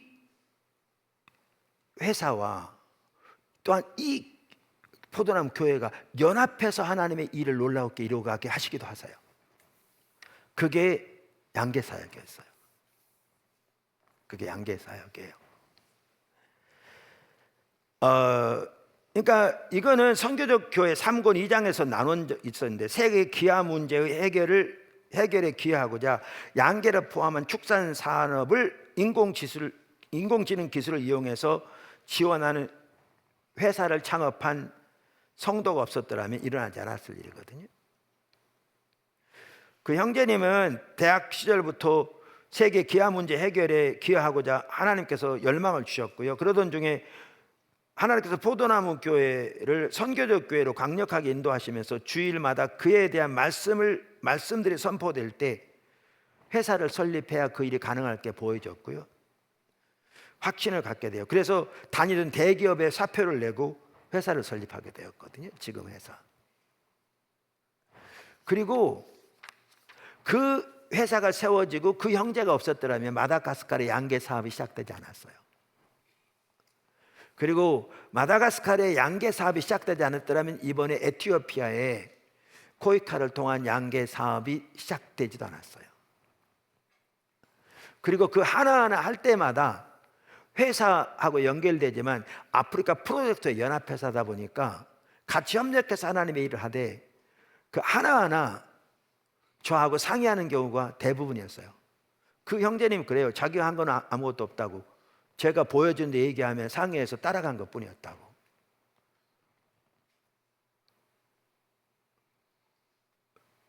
그러니까 오늘 그 주일 낮에도 말씀드렸는데 정말 이 부분은 기도가 많이 필요해요. 그러니까 다시 한번 나누면 여기 이제 우리 섬교 선교연합하는 교회들도 함께 하고 있으니까 나누면 지금 에티오피아에 이게 열린 거잖아요. 이게 시작에 불과하다고 생각하거든요. 거기서 이게 확산되어져서 밸류 체인으로 단순히 양계뿐만 아니라 특별히 사료 또 뭐죠 질병 관리 뿐만 아니라 이제 개분에 이르기까지 전체적인 부분이 가고요. 이것이 여러 나라로 확대되고요. 제가 지난 추석 기간 동안에 그리스도인이 어떻게 살 것인가 찰스 코슨의 책을 읽으면서 세 가지 부분을 주님 또렷이 보이셨어요. 이 시점에서 우리가 그 세 가지 부분이 뭐냐면 선제는 샘물길 대학에 대한 부분이었는데 이건 오래전부터 주셨지만 그때 보이셔서 이게 어쩌면 아프리카에 먼저 세워질 것 같았어요. 이게 대학에 관한 두 번째가 결혼과 가정에 대한 전반적인 교육 시스템이에요. 세 번째가 일터 사역에 대한 전반적인 훈련이에요. 훈련. 이 세 개가 또렷이 보였어요. 그래서 그 결혼과 가정에 대한 데이트부터 시작해서 이제 뭐죠? 부부 예비 학교, 부부 학교, 아버지 학교, 어머니 학교, 자녀 양육 학교, 또 부부 가정 문제 이제 그 다룬 이 전반적인 그림을 해서 지금 프로젝트를 만들어가고 있는데요. 우리 스태프들이 모여서 함께 해가고 있는데 또 때마침 하나님께서 이 전반적인 부분에 도움을 받을 수 있는 중요한 자료들이 이렇게 발견되면서 지금 거의 다 마무리되고 있어요. 우리가 부분적으로 있었는데요. 철저하게 십자가 복음의 토대에서 이게 되어져서 성도들이 젊은이들부터 시작해서 이게 되어지면 포도나무께 사무교 성계뿐만 아니라 우리나라 믿는 사람들뿐만 아니라 심지어 안 믿는 사람들까지 그리고 이게 우리나라뿐만 아니라 특별히 아프리카 같은 데 더욱더 절박하게 필요하거든요. 이게 되어질 수 있고요. 또 하나 일터사역 그 뭐지 아카데미가 뭐냐면 이런 거예요. 한 예를 들게요. 제가 최근에 어디서 봤는데요. 우리나라 젊은이들이 4분의 1이 우울증 걸렸답니다. 깜짝 놀랐어요. 젊은이들의 4분의 1이 우울증을 앓는데요. 제가 본 기사에 제 기억에 의하면 그렇게 나눴더니 우리 그 스태프 중에 한 명도 교회 청년들 중에서도 일부 그런 청년들이 있어요. 무슨 말이냐? 사회는 워낙 급하게 변해가는데 자기가 그것에 대처할 만큼 자기 능력이 되지 않는 걸 보니까 너무나 힘들어하는 거예요. 자신감이 떨어지고. 또 이 시대에는 너무나 외적인 스펙들을 내세워가서 서로 그것이 그들의 신분이 되어지는데 거기에 따라갈 것 같지가 않으니까 여기서 포기되어지는 실망감, 좌절감. 여기서 힘들어하는 사람들이 적지 않다고 그러더라고요. 이 시대 젊은이들 가운데 보세요. 하나님 안에서 이 전반적인 성경 이야기 안에서의 우리의 소명 그리고 그 소명 안에서 하나님께서 일을 통해서 이루시는 이러한 그 부르심 이 하나하나의 부분에서 하나님이 주신 소명을 발견하고 그 소명에 우리가 이를 통해 동참할 뿐만 아니라 이에 대한 이해, 전반적인 선교에 대한 이해, 성경 이해를 따라 사는 이 이해, 성경적 세계와 무장들뿐만 아니라 뭐죠? 이 일의 자세, 태도부터 시작해서 우리가 이 학교는 지금 여기저기서 움직이고 있어서 팀들을 모으려고 아직 이거는 아무래도 제가 주관해서 해야 될 것 같고 아까 그건 이 스태프들 중심으로 지금 거의 만들어져 가고 이것도 제가 스태프들에 맡길 수는 있어요. 하려고 그러는데 이렇게 되면 여기서 뭐죠? 심지어 그 뭡니까? 그 MBA에서 가르치는 그것처럼 여기에서 때로는 재정 문제도 가르칠 수 있고요. 다양하게 이렇게 해서 이 시대에 하나님의 백성을 무장시키는 학교처럼 이게 절실하게 필요해요. 우리나라뿐만 열방이. 자, 그러면 보십시오. 이 오전에 나눈 것처럼 지금 세계에서 가장 가난한 대륙이 아프리카예요. 세계에서 인구가 가장 빨리 자라고 있는 나라도 아프리카예요. 제가 지난번에 한선 집포 가서 미국 그 IMF 부총재가 강의할 때 이 통계 그 지도들을 보여주는데 앞으로 인구가 이렇게 늘어나더라고요. 근데 가장 많이 늘어난 대륙이 아프리카예요. 근데 가장 가난한 대륙이 아프리카예요. 그리고 중동을 빼면 인도와 더불어서 미종도 종족이 제일 많은 지역이 아프리카예요. 근데 하나님 우리에게 아프리카 프로젝트를 주셨어요. 56개국을 대상으로. 하나님이 이유가 있는 것 같더라고요. 그러면 이 양계 사업, 이게 식량 문제로 해서 너무너무 중요한 부분이에요. 식량 문제로 해서도. 이게 말씀드린 대로 지난번에 코이카 그렇게 우리가 됐었잖아요. 나중에 에티오피아에 있는 코이카 담당자와 통화하다 보니까 이병헌 형제 부부가 지금 여기 에티오피아에 들어가 있습니다. 이번 주가 내일부터 이제 사역 시작합니다. 그래서 영부인실도 가고요, 그 도시의 시장도 만나고요, 농림부 MOU도 맺고요, 다양한 일들 하고 거기 코이카 담당자도 만날 거고요. 일주일 동안 이번 토요일 날 돌아오는데 그 일주일 동안에 그 일을 감당하고 지금 이번 주에 가 있습니다. 기도해 주세요. 그런데 거기 코이카 그 담당 책임자들이죠. 그분이 얘기하는 과정에서 낮에 나눴었는데 이병헌 형제를 신청한 사람이 많지 않았다고 생각했나 봐요. 근데 되게 많은 사람들이 이걸 프로젝트 신청했대. 근데 대부분 커피 사업.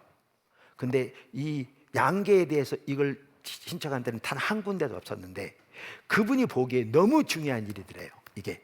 그래서 자료를 상세히 봤대요. 수치들요 다. 근데 다 맞더래요. 그래서 적극적으로 미룬 거거든요. 그러면서 와서는 이제 사료 문제와 방역의 문제가 절실하게 필요하다고 이 부분에서 앞으로도 해질 것 나누고 있고요. 아까 말한 대로 유엔 직원은 유엔 직원대로 식량 기구인가요? 여과에도 연결시켜서 이제 같이 연합해서 협력할 길을 지금 찾고 있다고 얘기가 나올 정도고요. 다른 나라에 확대될 확률도 보이고요. 지금 아프리칸 네이션스라고 유엔처럼 아프리칸 나라들이 연합이 에티오피아에 본부가 있는데 거기에 고위급 프로젝트에서 이 프로그램이 그대로 보고됩니다. 30분 동안 발제됩니다. 아프리카 전체에 이게 필요합니다. 그러면 전체 확대되고 우리가 수익금에 나온 데를 제일 먼저 대학부터 세우려고 합니다. 대학. 그리고 선교원부터 중고등학교 세우되 지금 말한 대로 하나님께서 우리 가운데 하고 계신 것처럼 십자가 복음의 삶을 토대로 선교의 삶을 그리고 성경적 세계관을 무장된 가치관으로 이들을 무장시켜 세우고 당연히 여기에 교회 리더들을 훈련하고 양육하고 이런 다 포함되겠죠. 세우고 그리고 각 분야에서의 그 아까 말한 대로 그 교육 대학 과정도 세우고 일터 사역과 연결되게 하고 그리고 이렇게 축산이면 축산 이러한 그 산업 현장으로 연결시키고 그리고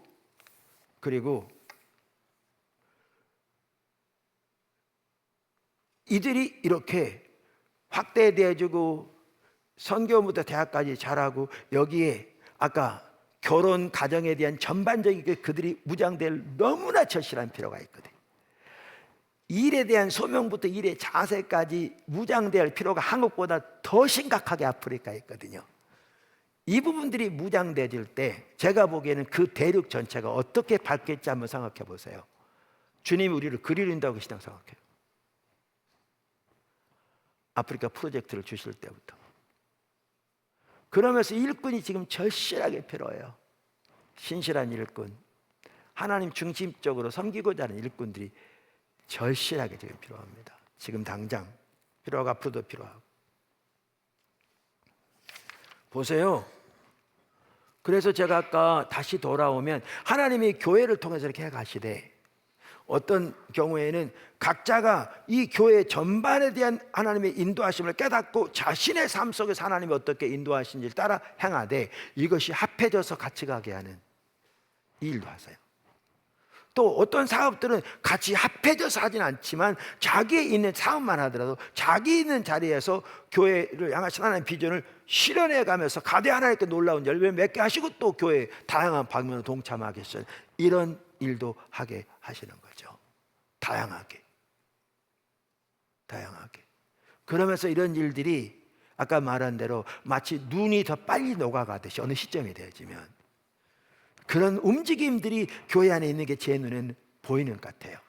그러니까 지금 우리가 어느 때보다 이 삶을 추구하고 하나님 인도하시 따라가면 이 열매들을 더 많이 볼게 될 것이고요. 더 나아가 모든 성도들은 더 이런 관점에서 하나님이 내 삶 속에 어떤 일을 하고 계신가 그걸 더 보셔야 한다고요. 더 보셔야 한다고. 그렇게 되기를 주님을 축원합니다. 성도들의 삶 속에 이렇게 함께 하시는 이렇게 몇 가지 써놨고요. 그 다음에 이제 교회의 선교적 소명, 이제 전반적으로 교회의 선교적 소명을 이제 살펴보도록 하겠습니다. 지금 늦지 않았죠? 오늘 빨리 끝나죠? 네. 예. 네, 오늘 빨리 끝날 것 같습니다. 서론을 다루고 있기 때문에. 오늘 주일이기 때문에 좀 빨리 가도 괜찮아요, 그죠? 네. 가기 싫으면 가시는데 답이 없네. 네. 자, 그러면 이런 살펴본 내용들을 토대로 선교적 교회의 구체적인 소명을 어떻게 정리할 수 있을까요? 부활 주대심 교회 선교의 패러다임 늘 기억하시면 좋겠습니다. 우리는 항상 교회가 그리고 각 성도가 감당해야 할 선교의 범위가 포괄적이라는 사실을 기억해야 합니다. 그래서 교회의 선교적 소명의 범위도 포괄적입니다. 크레이그 바솔로뮤 마이클 고인은 그것을 이렇게 잘 표현합니다. 복음의 핵심은 우주 만물과 모든 나라와 인생 전체를 다스리는 하나님의 통치권이므로 예수님을 따르는 사람들의 사명도 창조 세계만큼이나 그 범위가 넓다. 그들은 모든 공적인 삶, 사업, 학문, 정치, 가정, 형사재판, 예술, 언론 등에서는 물론이고 인간이 경험하는 일의 구석구석에서 복음을 증언하도록 위임받았다. 정말 잘 표현하고 있죠. 그리고 이 소명은 각 성도들이 자신의 공적 영역에서 하나님의 부르심을 따라 예수님의 부활을 통해 이미 시작된 만물을 새롭게 하시는 하나님의 역사에 동참하는 선교적 삶으로 성취됩니다. 그 크리스토퍼 라이트 박사라고요, 그 하나님의 선교, 하나님의 백성의 선교를 쓴, 그리고 로잔 3차 캉그레스에서 케이프타운은 선언이 있었을 때 아주 중요한 문헌이 있잖아요. 그때 신학위원장으로 그 전체를 이렇게 만드는 핵심적인 역할을 했거든요. 중심에서. 물론 여러 학자들이 같이 함께 있지만 그분이 2022년에 그 한국에서 2024년에 제4차 로잔 캉그레스를 했잖아요. 성도에서. 그 준비 겸해서 한국에 와서 강의하는 중에 제가 어떻게 보게 되었는데, 영국 성공회, 그분 성공회 목사님입니다. 참고로 성공회 사제이죠. 그러니까 톰 라이트 박사도 그렇고요. 성공회가 추구하는 교회 소명을 소개하더라고요. 근데 5가지로 요약했어요. 그리고 그것은 1984년 영국 성공회 협의회가 채택하고 세계 성공회 사명 선언문으로 만든 후에 1988년 램버스 주교회에서 채택한 것인데요. 그 5가지를 선교의 5가지 표지라는 용어를 사용해서 다음과 같은 그림으로 표시하더라고요. 제가 딱 보는 순간에 그림이 보이더라고요. 그래서 The Lordship of Christ, 예수 그리스도 주대심, 이게 항상 핵심이죠. 선교는 하나님의 창조의 모든 영역에서 예수님의 주대심을 실현하는 거라고 말씀드렸잖아요. 그리고 그 토대 위에서 5가지로 나눕니다. 복음전도, 가르침, 긍휼사역, 정의, 창조세계의 돌봄. 근데 저는 이걸 딱 보는 순간에 이렇게 선교적 교회에 대해 다양한 부분들을 배워가고 또 다양한 책들을 보면서, 앞에 여러 소개된 책들, 제가 언급한 책들을 보면서 우리를 향해서 선교적 사명이 보이는 것 같더라고요. 그래서 저는 이렇게 그걸 표시했죠. 이제 거기에서 제가 많이 참조했단 말이에요. 예수님의 주대심, 이 주대심을 실현하는 게 우리의 선교잖아요. 그럼 5가지로 그분은 전도하고 양육을, 그러니까 가르침을 따로 나누는데 저는 합했습니다. 왜냐하면 살펴볼 내용이 좀 많아서요. 전도와 양육, 긍휼과 정의. 사실은 긍휼이 다르고 정의가 다르고 각각 면인데요. 한편은 긍휼과 정의가 밀접하게 연결되어 있거든요. 그래서 저는 그걸 같이 다뤘습니다. 긍휼과 정의의 사역인 거죠. 그 다음에 일의 소명, 문화의 구속, 창조 세계의 돌봄. 왜냐하면 하나님의 구속이 모든 창조 세계를 포함한다면 창조 세계의 돌봄은 매우 중요한 한 부분이거든요. 노전의 속을 매우 강력하게 강조하고 있고요. 아까 저기 뭡니까? 누구입니까? 세계 성공의 사명 선언문 이렇게 나와 있고요. 자, 이렇게 5가지로 이렇게 표현한 겁니다. 근데 여기에 문화의 구속과 일의 소명은 사실은 일을 통해 되어지는 거기 때문에 하나로 묶어도 됩니다. 대부분은 나누고 있지 않습니다. 같이 다루고 있어요. 근데 제가 이걸 나눈 이유가 있어요. 왜냐하면 동일한 일로 되어지는데 일의 소명과 문화의 구속, 다시 말하면 일의 소명에는, 우리의 선교적 소명에는 문화의 구속이 포함된다는 것을 성도들이 분명하게 인식하기 위해서 이렇게 했어요. 인식하게. 무슨 말이냐? 제가 이렇게 책들을 보다 보니까요, 일이 하나님이 주신 소명인 것을 종교개혁자들이 발견했어요. 그래서 매우 강하게 설교했고요, 그것이 그 시대를 바꾸는 매우 핵심적인 한 동력이 됐어요. 근데 대표적으로 마틴 루터, 존 켈빈이 그렇게 했는데요, 근데 둘이 강조한 부분이 달랐어요. 그러니까 루터는, 그러니까 둘 다 하나님의 소명인 것을 분명하게 했어요. 소명. 그래서 늘 말씀드린 대로 루터가 일을 베루프라고 그랬다고 그랬잖아요. 이게 독일어인데 베루프란 말은 그걸 그대로 영어로 표현하면 그거에 해당하는 영어 단어가 vocation이라는 단어예요. vocation. 일을 vocation이라고 그런 거예요. 근데 베루프고 vocation이고 그 속에 소명이라는 의미가 들어있어요. 근데 직업이나 일을 가리키죠. 그러니까 왜 그렇게 했냐면 직업이나 일이 하나님의 소명인 것을 나타내기 위해서 그걸 베루프라고 불렀어요. 근데 늘 말씀드린 대로 3권에서 살펴봤듯이 오늘날은 소명은 사라져버리고 그게 직업을 의미하는 것만 남아있다고 그랬잖아요. 그래서 미국에서 vocation 그러면 직업으로만 남아있어요. What is your vocation? 당신 직업이 뭡니까? vocational training 그러면 직업 훈련 뭐 이런 것만 남아있는 거죠. 근데 원래는 이 단어가 나올 때 하나님의 소명으로서 일을 의미했어요. 그런데 루터는 일에 있어서 우리가 이미 살펴본 것처럼 하나님의 섭리에 동참하는 소명으로서 일. 그러니까 하나님은 성을 지키는 자를 통해서 성을 지키신다. 그러니까 하나님은 성경에 보면 우리의 양식을 주신다고 말했는데 어떻게 양식을 주시느냐? 농부에, 또 그것을 운송하는 사람들의, 또 다양한 사람들의 일의 소명을 통해서 우리의 필요를 공급해 가시는 거죠. 그러니까 일 하나하나가 하나님의 섭리에 공급하심에 동참하는 하나님의 소명인 거예요. 이 개념이 그 시대를 바꿨어요. 그래서 그 시대에는 소명하면 주로 영적인 부분에 초점되어져서 교황이라든가 사제라든가 신부라든가 수녀라든가 이런 사람만 소명으로 받은 것으로 이해했고요, 그들은 하나님의 특별한 사람들로 이해됐어요. 왕은 그렇게 중요한 직책일지라도 2등급의 사람인 거죠, 소명을 받지 않은. 그리고 그 당시에는 농부나 하인 같은 게 소위 말하면 저층민 사람들이었어요, 그 시대에.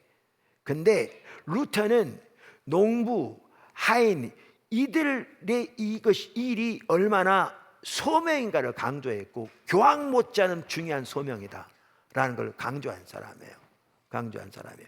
어차피 구원은 믿음으로 받기 때문에 행함으로 받지 않고 지위로 받지 않고 직책으로 받지 않고 믿음으로 받으니까 우리가 다 동일한 것이고, 우리 각자가 하나님이 주신 그 부르심을 따라 하나님의 창조의 역사에, 공급의 역사에, 하나님의 섭리의 역사에 동참함으로 이것이 하나님의 소명인, 그러다 보니까 교황 못지않은 하인의 일도 중요한 소명임을 강조한 거죠.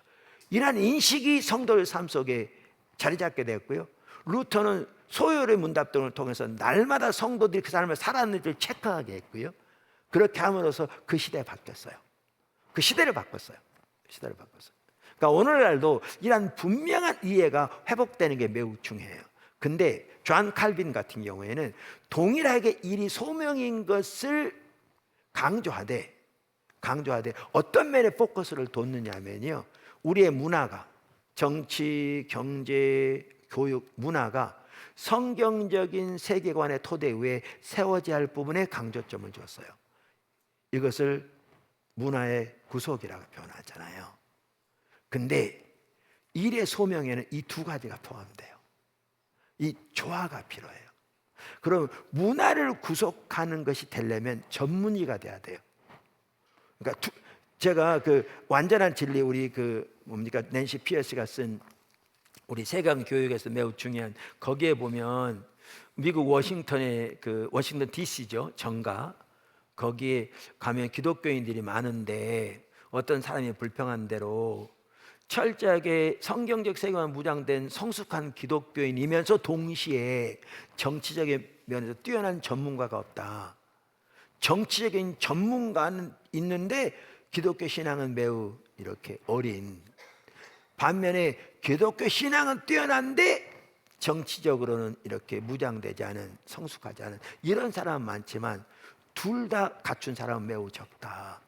왜냐하면 신앙을 이렇게 하나님 중적으로 신앙에 성숙한 사람들은 자기는 그래 선교사가 되거나 목사가 됐어야지 정치에 가담한다는 자체가 올바로 되어 있지 않는 것이라는 이런 성석의 분리의 잘못된 인식 때문에 더욱더 그런 게 있고요.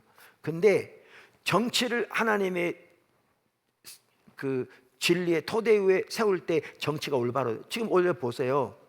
자, 정당의 목적 정권을 잡는 거예요.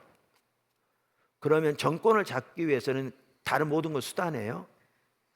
그 정치 제대로 되겠어요? 지금 우리나라 여야 다 그래요. 그 나라가 제대로 되겠어요? 절대 제대로 될 수 없어요. 제가 한 예만 들은 겁니다. 그러니까 하나님의 진리의 토대에 세워져야 그것도 올바로 돼요. 국민을 위해서. 이 말은 모든 정치는 다 기독교인 되라는 얘기 아니에요. 성경적 세계관 우리가 주일날 살펴봤잖아요. 이게 어떻게 문화를 구속하는데 세워져, 교육 부분 예로 들었고 복지 부분 얘기 들었고 그랬잖아요. 모두가 예수를 믿어야 한다 그 말이 아니에요.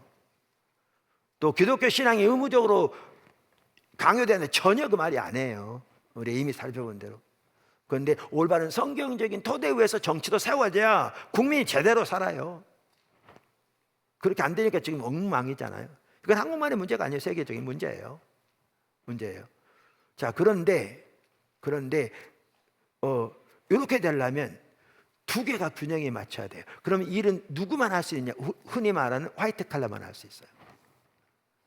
왜냐하면 블루 칼라는 일을 못 하죠. 전문가가 못 되기 때문에. 그러면 선교적 삶은 화이트 칼라만 위한 것이냐? 아니요. 아까도 말한 대로 루터처럼 하인도 교황 못지않게 소명을 감당하고 있는 거예요. 이 균형이 필요해요. 우리에게 이 둘 다가 필요해요. 하나님이 주신 달란트대로, 하나님이 주신 소명대로, 하나님이 주신 오늘 오전에 살펴봤잖아요.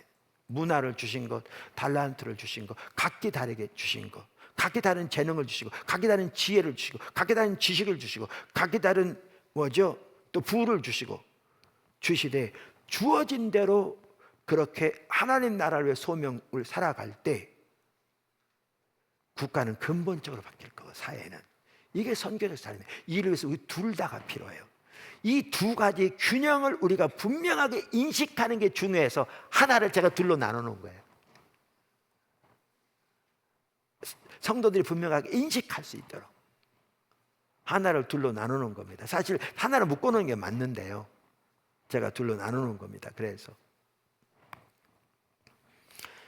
그래서 지금 하나님께서 우리 가운데 이렇게 놀라우게 함께하고 계시고요, 이러한 선교적 삶을 어려서부터 무장시켜서, 그래서 아까 일터사학 아카데미에 이런 전반적인 부분을 다 넣어줘야 한다고 생각하거든요. 전반적인 부분을 넣어줘야 되고, 그래서 자 보세요. 늘 말한 대로 예를 들면 저는 이제 목회하면서 카센터에 대한 그 상처가 있어가지고 얘기를 자주 하는데, 왜냐하면 가면 고장나지도 않은 거 막 해가지고 되게 바가지 쓴 경우가 여러 번 있었거든요.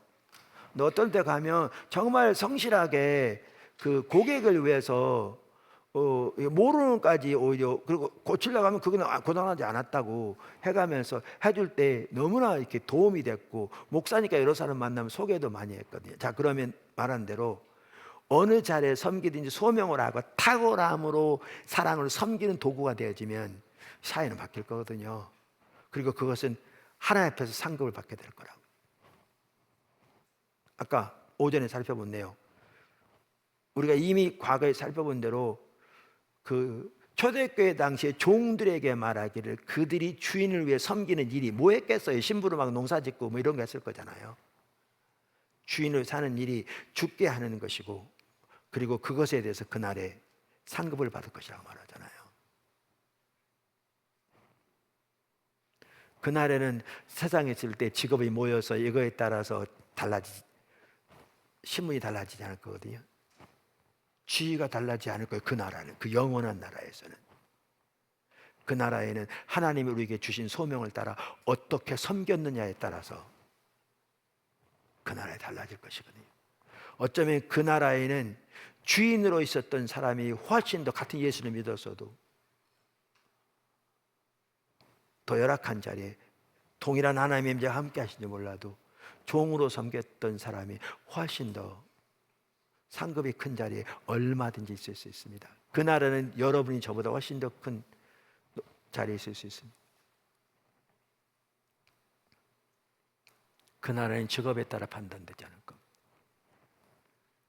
그 나라에서는 하나님 주신 소명을 어떻게 그리스도 안에서 성령의 인도를 따라 선교 삶을 신실하게 살았느냐에 따라 그 나라의 운명이 결정될 겁니다. 이것을 회복해야 합니다. 아까 젊은이들만 하더라도 우리 교회에서도 이런 부분을 더 빨리 준비하고 또 해야 되는 게, 젊은이들만 하더라도 분명한 성경적인 신앙적인 이해로 무장되어지고 또 필수적인 이러한 그 과목들도 무장되어질 때 그들의 삶에는 우울증 같은 거 찾아올 필요가 없거든요. 그리고 그 일을 위해 준비하는 일은 널리고 널렸거든요. 지금 자료들, 정보들 널리고 널렸거든요. 그리고 교육, 우리나라에 젊어서만 대학 가지, 미국 같은 데는 나이 들어서 얼마나 대학 가서 공부해서, 우리나라 점점 그렇게 될 수 있거든요. 그래서 그렇게 우리가 선교적 삶을 살아야 되는데, 오늘은 선교적 삶의 전체적인 소명을 한마디로 선교인데 살펴보았습니다. 이번 주간에 우리가 이 부분을 살펴볼 텐데 귀한 시간이 될 줄로 믿습니다. 기도하겠습니다.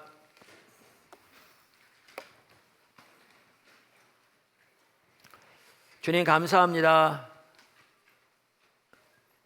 사랑합니다. 우리가 점점 분명하게 하나님의 말씀을 토대해서 확실하게 배워감으로 우리 속에, 우리 주변의 문화로부터 주입된 잘못된 생각들이 분명하게 깨어지게 하시고, 하나님의 말씀에 기초한 올바른 이해가 분명하게 자리 잡게 은혜 부어 주십시오. 우리가 성경 이야기를 따라 살게 해주시고, 오늘 낮 설교에도 우리가 살펴본 것처럼 주님이 다시 오셔서 모든 것을 완성하실 그 목표를 바라보며 살아가게 하시고, 그때 완성될, 그리고 이미 임한 하나님 나라의 가치에서 우리가 현실을 볼 수 있게, 세상의 관점이 아닌 하나님 나라의 관점에서 우리의 현실을 볼 수 있게 은혜 부어 주셔서 우리가 우리의 삶의 현장에서 선교적 삶을, 그러니까 교회가 그렇게 세워지고 교회를 통해 하나님의 놀라운 선교가 이루어질 뿐만 아니라 같은 하나님의 인도하심과 맥락에서 각 지체들이 자신의 삶의 현장에서 그러한 분명한 이해와 인식과 관점을 가지고 선교적 삶을 살게 도와주셔서 그걸 통해 하나님이 그날의 모든 것을 심판하시고 놀라운 상급을 주실 텐데, 그리고 지극히 작은 일에 내가 충성하였으니 큰 일을 맡기라고 하셨는데, 그렇게, 그리고 우리가 그러한 이해를 가지고 살아갈 때 분명한 삶의 목표와 목적의식과 삶의 기쁨과 만족뿐만 아니라 우리의 분명한 정체성을 이해하고 삶의 의미를 분명히 가지고 정말 주님의 샬롬이 넘치는 복된 삶을 살 수 있는데, 모든 성도들이 그렇게 분명한 성경적 이해를 토대로 우리의 인식이 바뀌게 하시고 하나님의 말씀을 토대로 우리의 가치가 새롭게 되게 도와주시고 성경적 삶을 사는 자리로 실제로 우리 모두가 나갈 수 있도록 아버지 은혜 위에 은혜를 더하여 주시옵소서. 주님 사랑합니다. 주님 감사합니다.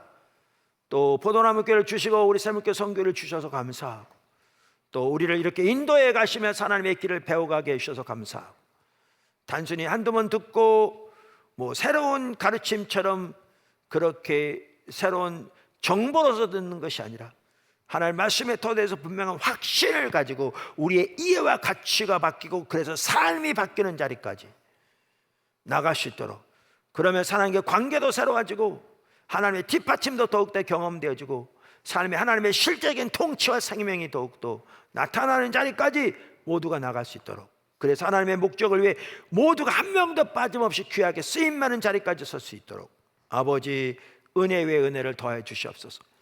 포도나무 교회뿐만 아니라 세무교 선교연합하는 모든 교회들 가운데도 아버지 동일한 은혜를 부어 주시옵소서. 이번 일주일 동안도 귀한 은혜를 서로 나눌 텐데 주님 시간마다 오셔서 통치해 주시고 운행해 주시고 우리 가운데 역사해 주셔서 지금 기도하고 있는 대로 하나님 그러한 일이 반드시 이루어질 수 있도록 우리에게 은혜를 베풀어 주시옵소서. 예수님의 이름으로 감사하며 축복하며 또 돌아가는 발걸음도 지켜주시고 오늘 밤에도 평안한 밤을 주시옵소서. 예수님을 축복하며 기도드렸습니다. 아멘. 마쳤고요. 제가 기도하면서 반복적으로 기도한 내용 들으셨죠? 방영됐으니까. 왜 그렇게 한 줄 아세요? 그 부분을 강력하게 기도하게 하셨어요. 강력하게. 제가 좀 이렇게 하고 나면 다시 그게 더 필요한 상황 가운데 있는 걸 다시 보여서 다시 기도하게 하시고 반복적으로 기도한 거예요. 제가 임의적으로 한 게 아니고요. 무슨 말이냐? 우리가 그렇게 바뀌어가야 돼요. 단순히 그냥 새롭게 배우는 게 아니라. 근데 이거는 제가 보기에는 우리 여기 모인 포도나무 제들에 가면 해당되는 건 아닌 것 같고요. 세무교 선교연합하는 교회에 참여하고 있는데 지금 30개 교회가 훨씬 넘는 교회가 참여하고 있는데 동일한 것 같았어요. 그래서 제가 한번 기도하고 넘어가려고 하면 주님이 다시 그 부분 보여서 또 기도하게 해서 제가 그래서 그 부분을 반복적으로 기도했던 거예요. 그래서 꼭 그런 인식을 가지고 우리가 그렇게 서게 되기를 주님을 축원합니다. 내일 뵙겠습니다. 평안한 밤 되세요.